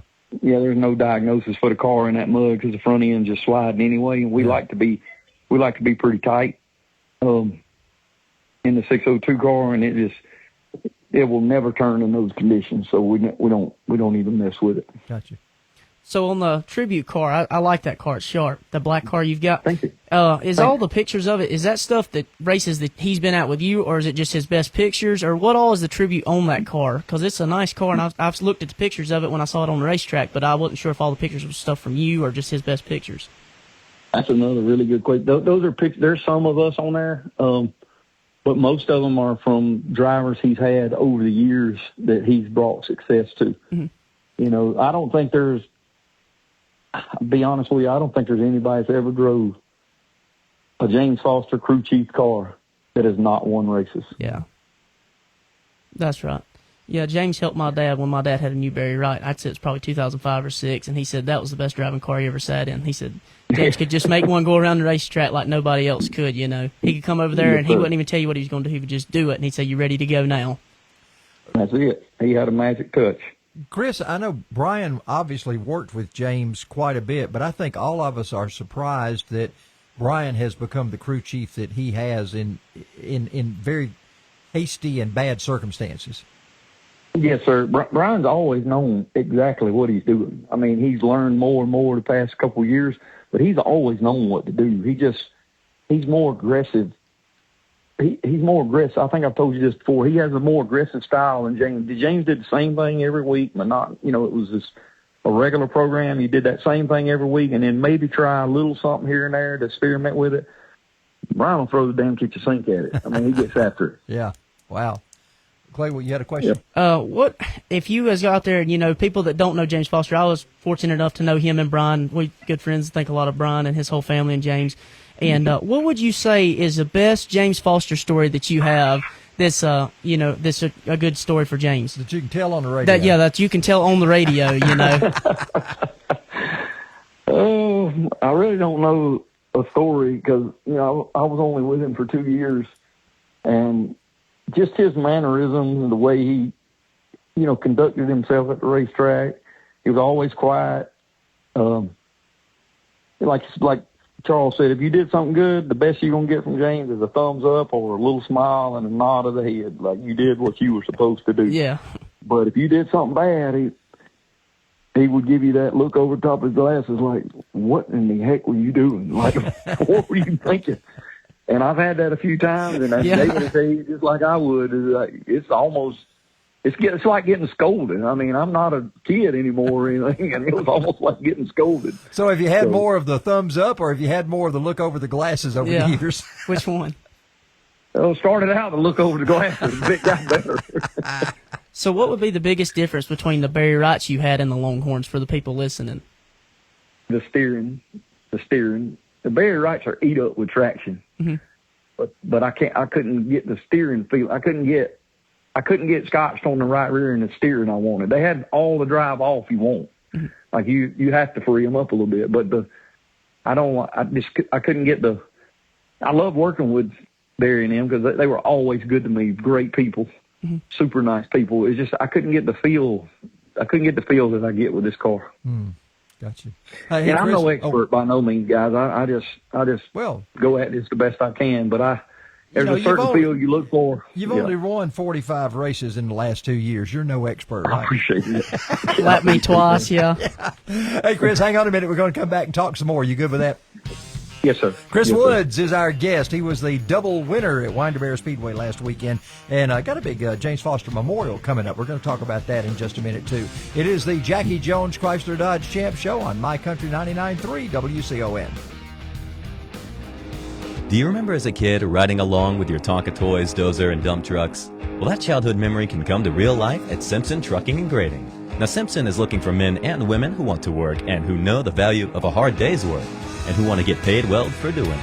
If you're open to a new career in the trucking or heavy equipment field, contact Simpson Trucking and Grading on Candler Road in Gainesville or give them a call, 770-536-4731. That's 770-536-4731. Simpson Trucking and Grading wants you. Smith Tire and Alignment in Livonia is helping My Country fill their tire needs. Adam Smith and his staff can fix your brakes, change your oil, and perform other light mechanic work. But tires are what Smith Tire and Alignment is all about. All major brands are available at Smith Tire and Alignment, from routine maintenance to tires. Stop by and see what Smith Tire and Alignment can do for you. Located on Jones Street in Livonia. Just look for the big number 14 race car on the pole.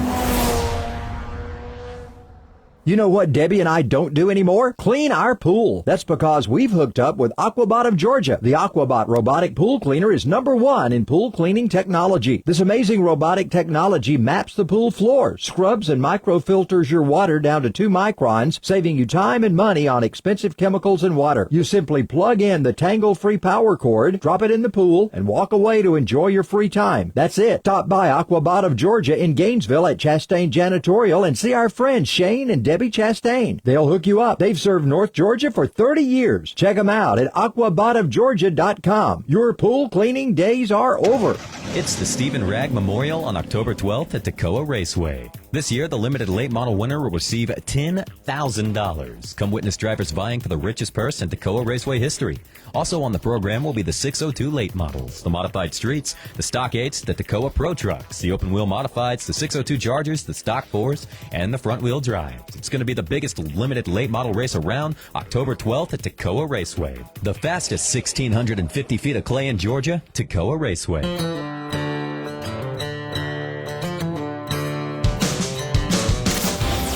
Is the Jackie Jones Chrysler Dodge Jeep Ram Champ Racing Show with Charles Head on My Country 99.3 WCON. And Clay Thompson is also here with us as our co-host tonight. Chris, we've got a big race coming up. A little later, it got postponed because of weather, but it's the James Foster Memorial, and there's so many people that want to turn out for that race, and I know for you, it's extra special. Yes, sir. I'm hoping to do good in that race. It's going to be a big deal. Yeah, and I know Brian is going to be a guest with me before we do that race. We've already talked about that, and we just kind of put him off because the race got put off. But there are so many. Is David going to be in a car that night? Is he trying to come back and do something? Have you heard from him? Oh, I'm sure he will. Yeah, I think Gus and them will have a car there, if I'm not mistaken. Yeah, and David McCoy, of course, had a lot of wins with James, and they just seem to click. Other guys, Frankie Beard, Parker Herring. I know Frankie's going to be there. Now, Parker, I doubt he's going to come out of retirement and race down there. But you got so many guys that not only local guys, but guys that ran at Dixie. He was so important with drivers over there. Of course, they did that touring series with Frankie and Clifford Beard for a long time. And James is just involved in so many people's racing programs. Yes, sir. Yes, sir. Yeah, his name's well known, and lots of people respect him. Yeah, I really don't know anybody that don't respect him. When I was able to do that story on him in the Pioneer Pages for the Hall of Fame magazine, and I got an opportunity to talk with him and find out about all of those people that he crew chief for over the years. And man, it's just like the who's who of dirt racing almost. Unbelievable, the guys that he worked with. Oh yeah, a lot of names that people don't really think about as much anymore come up and just remind you of how far back and what all he's been involved with. Yeah, pretty neat. Now, sponsors, I know you got a bunch of them on your car because you just got a great program going on. So tell us a little bit about those sponsors. I'll try to get this right. I start at the front. We got Puckett Farms, Taylor's Iron, which is a partner company with me. The Southeast Miscellaneous is my other partners, our erection company. We got Modern Tire and Wheel partner. We got the Wesley Page Shocks, E&S Trucking, our shipping company. Most of the stuff is our own, you know. Yeah. But we have a few people that's added on and helped us out. Well, let's talk a little bit about. Been paying for our wraps lately, so we really appreciate that. Who was that? I'm sorry, I stepped over you. I'm sorry, Puckett Farms. Oh, yeah. Okay, Puckett Farms. I know that when you talked about your company, what all do you do, man? Last time I talked with you, y'all were doing a lot of big, major kind of erection services somewhere. What all do you do? Yeah, steel erection for data centers, warehouses, all your new, I don't know if you've heard of the new data for QTS, Amazon data centers, where they keep all your information that you don't know they have. Yeah, that you think they don't have, but they do have, right? Oh, yeah, they know everything, yep. Well, one of my favorite things that you did was that big old flag stand at Hartwell. I tell you what, you made Chad Coleman a great place to be down there. It was like a 3-bedroom house on stilts down there at Hartwell Speedway. Yeah, I hope the new flag guy, when they start up this week, maybe he'll be able to enjoy it. Yeah, maybe so, because that was a work of art down there, because Chad was cramped in a little bitty place. You couldn't see the racetrack at all, and you certainly got him a great place to be. Clay's got a question for you.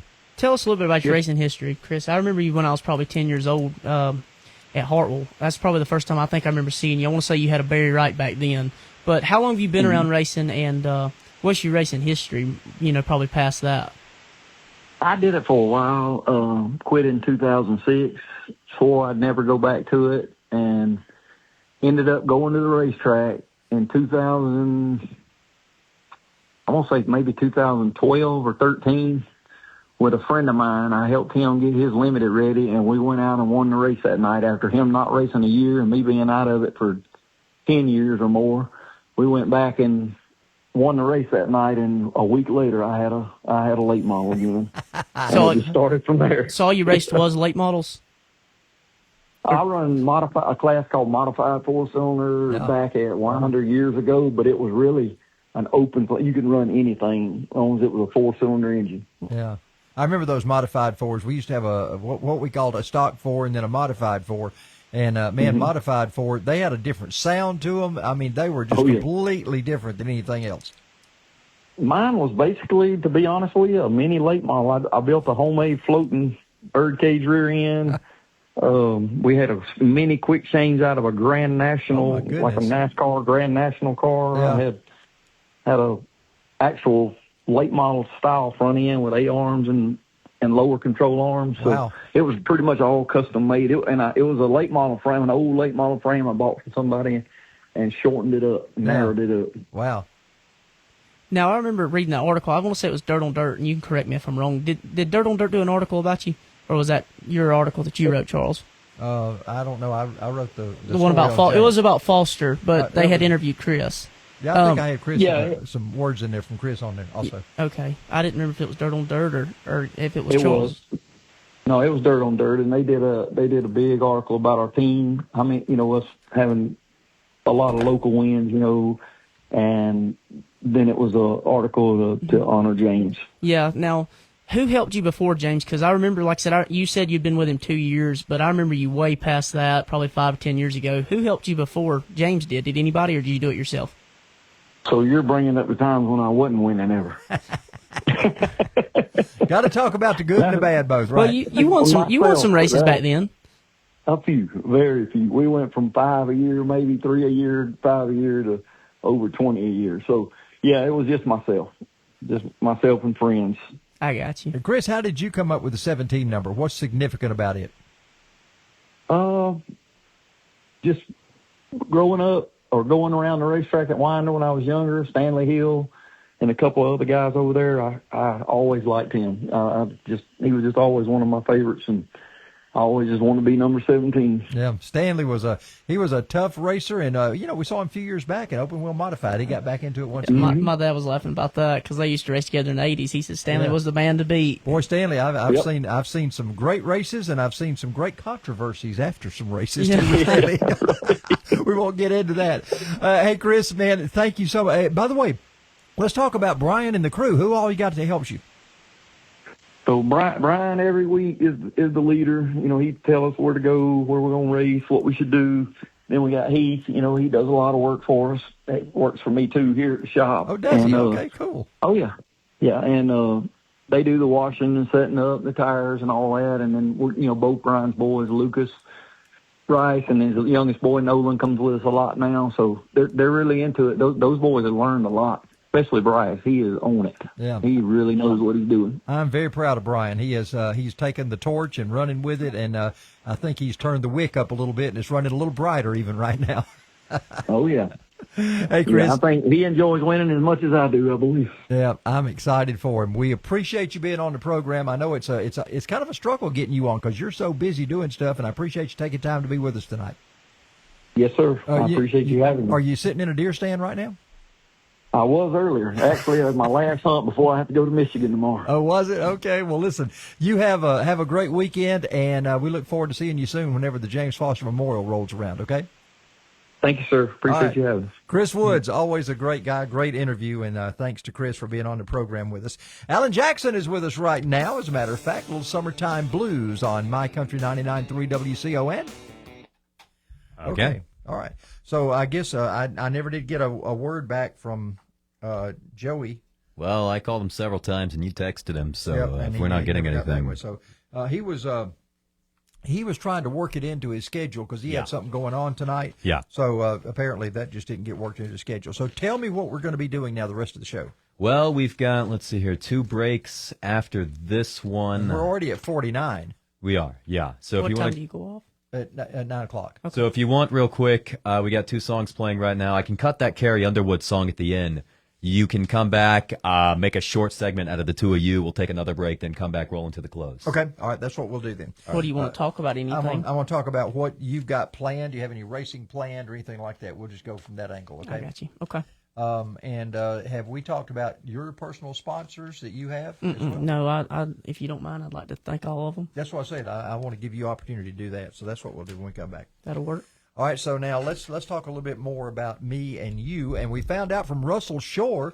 Russell sent us a message and said that the other Wesley Thompson has a son named Mitchell who's been winning and won a championship at Anderson in Legend. So that's cool to know. So yeah. That's at least he didn't name him Clay. That's the other Wesley Thompson that I thought all this time was his dad. Isn't that crazy? I mean, I've thought Wesley was my dad for 20 years anyways, right? That's what you just say. I thought he's my dad for 20 years. Yeah. Well, it's just I can't believe that that's not the same one. I don't know why I didn't know that, but nowadays I go down and that's before I think I started going around in the pits and meeting everybody and making sure I knew who they were, and I would have known that had I gone and done that back in those years. But in those years, I didn't go down and see everybody before the race, so I made it a point to start learning at, and I got to be such a better announcer by going around and seeing everybody. So I wish I'd have done that early years. Yeah, it definitely helps to know the people. Like when you told me who was all on the show tonight, I was kind of like, I don't know any of these people. Yeah. So, because I was out of it for 2 years, so I kind of. Well, I feel that way just about every week. It's like, I don't know this guy, but I'm going to learn a little something about It's crazy how much the faces can change in just such a short amount of time. You can go from knowing everybody at the racetrack to not knowing anybody. And especially in this economy, I mean, not trying to get into politics, it's just so hard to afford to race. Yeah. I mean, a lot of people can't race. And then you've got new people that come in because they buy stuff from people that quit, sold out of their stuff, and they get a good deal on it, and they think, oh, we'll go racing. And then they last about 3 months. Yeah, well, I'm the same way with announcing. Now that I'm not a regular announcer every week, I'll see somebody's name pop up on the results, and I think, I don't even know who that is. And I don't know their car number. I don't have any visual in my mind of who that person is. Everybody else has always been, I know who they are. That's right. And then everybody's got an image. I'm having to call somebody and say, who is this kid? Or who is this, who's doing this? And try to get an idea of who they are. So yeah.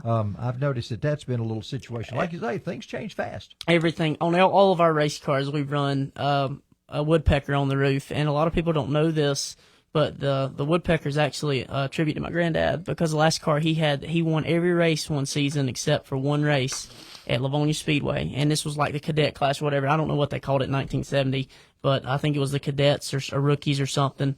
He won every race. And I'll probably tell this when we come back on air, but that's where we got that because it was his last race car and he passed away in February of 20. And we were actually wrapping the car the week he passed away. And I said, in doing my own wraps and stuff, I'll just put a big woodpecker on there. I was actually going to put it small in the corner. My dad was like, why don't you put it on the roof? I said, well, we'll put it on the roof, And so that's how I kind of got my image. I feel like it's everybody knows the race car on the track by the woodpecker because, they go to 2 or 3 racetracks and there might be another 99, but a lot of people know me by that on the roof. Did he have a woodpecker on his car? Is that On what you're saying? on the roof. Okay. Or on the side. I'm sorry, on the side. I can't remember the guy that used to paint all the race cars back then. David Pritchett? No, it wasn't. It was before David. David did all my dad's cars. Okay. But it was God, I can't think of his name. He used to do all of them. Not Ronnie Edwards. No, it wasn't Ronnie Edwards. I can't think of what his name is, but I would think of it if I wasn't on the spot. But they said he would just get on there and freehand them, and he used to put something on every car, and he put the woodpecker on my granddad's last one. I see. Okay. Huh. And he did on something on every one of my granddad's cars. My dad had I've got pictures of it. He's got the Roadrunner on one, the Rooster on another, just all kinds of interesting stuff, you know. Pretty cool. Pretty cool. I know that for a lot of those guys, you know, they had like there was a SpongeBob car that ran for a while at Toccoa. And of course, all the kids just ate that up. And he would go through the stands and give out candy. And it was just neat to see that kind of thing happening where he really connected with the kids. So that's an important thing. Where are we at, Logan?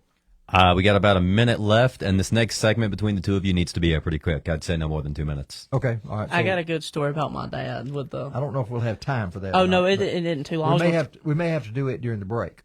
Oh, I was just telling you. Oh, okay, I got you. So we was talking about painting stuff on race cars. Well, one of my cars my dad had done. This was not a Pritchett car. This was right before David started. This was like the last car that he didn't do. The guy painted "Make It Smoke" on the back of it. On the top trunk, it had a guy's garage. Oh no.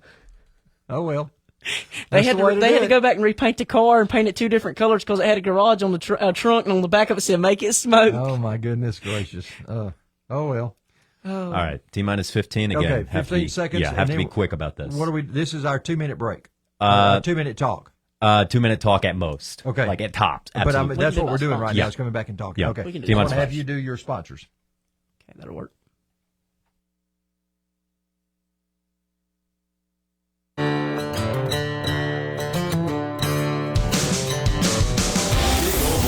Dirt Tracks. We're talking racing on the Jackie Jones Chrysler Dodge Jeep Ram Champ Racing Show on My Country 99.3 WCON. And we're back with Clay Thompson once again. And Clay, before we get out of here tonight, let's highlight your sponsors that you have on your car and everybody that makes things go for you. Yeah, I want to thank Warrior Race Cars, my dad, Wesley Thompson, the one that raced dirt, and Vernon Burke, Josh Roach, my buddy Austin. I'm probably a little bit rusty at this. It's been a couple years since I've had to do one, but like I said, I want to thank Thompson's Auto and Truck, Modern Tire and All Terrain, which is Joey Dorsey, Carter's Royal Disposal in Toccoa, Georgia, the Great Walton Railroad. I know he's passed on and Joey took it over, and Clem's Alternators and Starters, and 99 Signs, and CBT Motorsports. Okay. Well, I tell you what, we're going to come back and close things out with a few closing comments in just a moment. Let's get another break in. This is the Champ Racing Show on My Country 99.3 WCON. The open road, it's filled with twists and turns, hills and valleys, but what lies beyond that open road? A Jeep owner knows, because they can go beyond the road to places that only a Jeep could take them. Right now, you can take advantage of unheard-of rebates and discounts at Jackie Jones Chrysler Dodge Jeep Ram, with all Jeeps in stock below invoice because Jackie Jones is overstocked with new Jeeps. That's Jackie Jones Chrysler Dodge Jeep Ram in Cleveland, Georgia. The best price every time, period. How many times as a kid did you pull your arm down and yell, "Blow the horn," at truckers you'd see on the highway, wanting them to blow their horn? What if you were that driver and some kid was making that same memory looking at you? That's what's available to you right now as a team member at Simpson Trucking and Grading. Big trucks, big salaries, big deal. And it's just waiting for you at Simpson Trucking and Grading. If you are open to a new career in the trucking or heavy equipment field, contact Simpson Trucking and Grading on Candler Road in Gainesville or give them a call, 770-536-4731. That's 770-536-4731. Simpson Trucking and Grading wants you. Hey, here's a special deal for you from Bulldog Car Wash. It's the return of the $5 car wash, but you only get it if you mention you heard it on the Champ Show. Yes, to commemorate Bulldog's 20th anniversary on Big A Road in Toccoa, they're offering the $5 car wash. Remember to tell them you heard it on the Champ Show to get your special savings. Also, the Bulldog Car Wash Club is only $15 a month. That's the best price in town by far. Get your car clean and save money while doing it. Bulldog Car Wash, the people's choice as best car wash 5 years in a row. Why don't you join Debbie and me in the Bulldog Car Wash Club? It's across from McDonald's in Toccoa. I just got to tell you about the folks at J&C Auto Care in Toccoa. My truck was blowing oil all over the place. Well, I took it to several places who just couldn't figure out what was going on. But Jason and Clay knew exactly what to do. And you know why? They've been voted the best repair shop in Toccoa 2 years running. They're locally owned and operated. Check them out at 70 Mize Road in Toccoa. J&C Auto Care. For all of your welding and safety equipment needs, try Safety Plus in Cornelia. Wendell and Pat Norton can supply you with the best equipment in the industry. Miller and Lincoln Welders, Victor torches, gloves, fire extinguishers, and personal safety equipment all in stock at Safety Plus in Cornelia. They have everything to keep you and your work environment safe and under control. Safety Plus is located on Cannon Bridge Road, and Safety Plus is a proud sponsor of racetracks and drivers in our area. Safety Plus. Well, here's what's coming up this weekend. Winder Barrow Speedway is going to be running on Saturday night. And, of course, NASCAR is going to be at Bristol. More right after this. If you're looking for late model used car parts, look no further than Peach State Auto Parts on the Royston Highway in Cannon. That's in the Gold Mine community on Highway 29 between Hartwell and Royston. Scott Heumann and his staff also buy scrap metal, copper, and aluminum cans. They will pick up your junk cars for free. If you need roll-off bins or containers for business or construction, call on Peach State Auto Parts and Recycling. Call Scott today at 706-245-4407. That's 706-245-4407. The Addison Agency is your one-stop for all your insurance needs. Home, auto, life, commercial, farm, and annuities. They're the insurance agents for Debbie and me. You can find them in Toccoa at Design Point. That's just across Rose Lane from Colts and Clark. See Daryl, Bonda, Colby, or Mary Ann for the best quotes from Auto Owners Insurance. Call them tomorrow morning, 706-886-1247. The Addison Agency is our insurance agency. Make sure they're yours, too. Bowling Farm Supply is like a step back in time. Remember when you go to the feed store with your dad or granddad? Well, at Bowling Farm Supply, you can relive those great memories. Of course, they have feed, seed, and fertilizer along with soil, hay, and mulch, but they have so much more. A massive selection of knives, names like Case, Buck, Poker, and Rooster, and handmade knives, jugs, antique Zippo lighters. It's more than just a feed store. It's a unique shopping experience. Bowling Farm Supplies are located at the corner of Highway 198 on Damascus Road in Homer. If you're looking for the best shock package for your 602 late model, modified street, stock A, or open wheel modified, then Joey Dorsey at Racecraft Performance is who you need to call. Joey's helped many top name drivers achieve success by building their shocks to be the best on the track. Choosing from famous names like AFCO, Bilstein, Orem, Fox, and Penske. From dialing your shocks to spring rate adjustments, Joey knows all the tricks of the trade. And don't forget your racing fuel. Racecraft Performance has that too. Contact Joey Dorsey at Racecraft Performance at 706-436-2294. Or see him at Modern Tire in Hartwell. For the last 30 years on the Champ Racing Show, I've been telling folks about Napa Auto Parts and that great Napa know-how. Now there are even more locations for great aftermarket and genuine replacement parts to serve you. Napa Auto Parts stores are located in Toccoa, Clayton, Commerce, Jefferson, Elberton, and Hartwell in Georgia. And in South Carolina, find Napa stores in Westminster, Walhalla, Seneca, Easley, and 2 locations in Anderson. The best parts at the best prices. Napa Auto Parts and that unmistakable Napa know-how. Napa know-how. Napa know-how. Well, it's been a great night. We've had a lot of fun. Clay Thompson has been here. Clay, great job tonight. Yeah, thank you for having me, Charles. Yeah, it's been a fun night. Next week, I'll be at Moogie's Mill Creek Gathering Place on Thursday night. Braves are going to be on radio, so join me on Facebook Live at Charles Head Yellow Hat. We'll see you then. Have a great weekend. Enjoy yourself. And don't forget to get to a local racetrack if you can this weekend. Thanks so much, everybody. Bye-bye. You've been listening to the Champ Racing Show on My Country 99.3 WCOM. Presented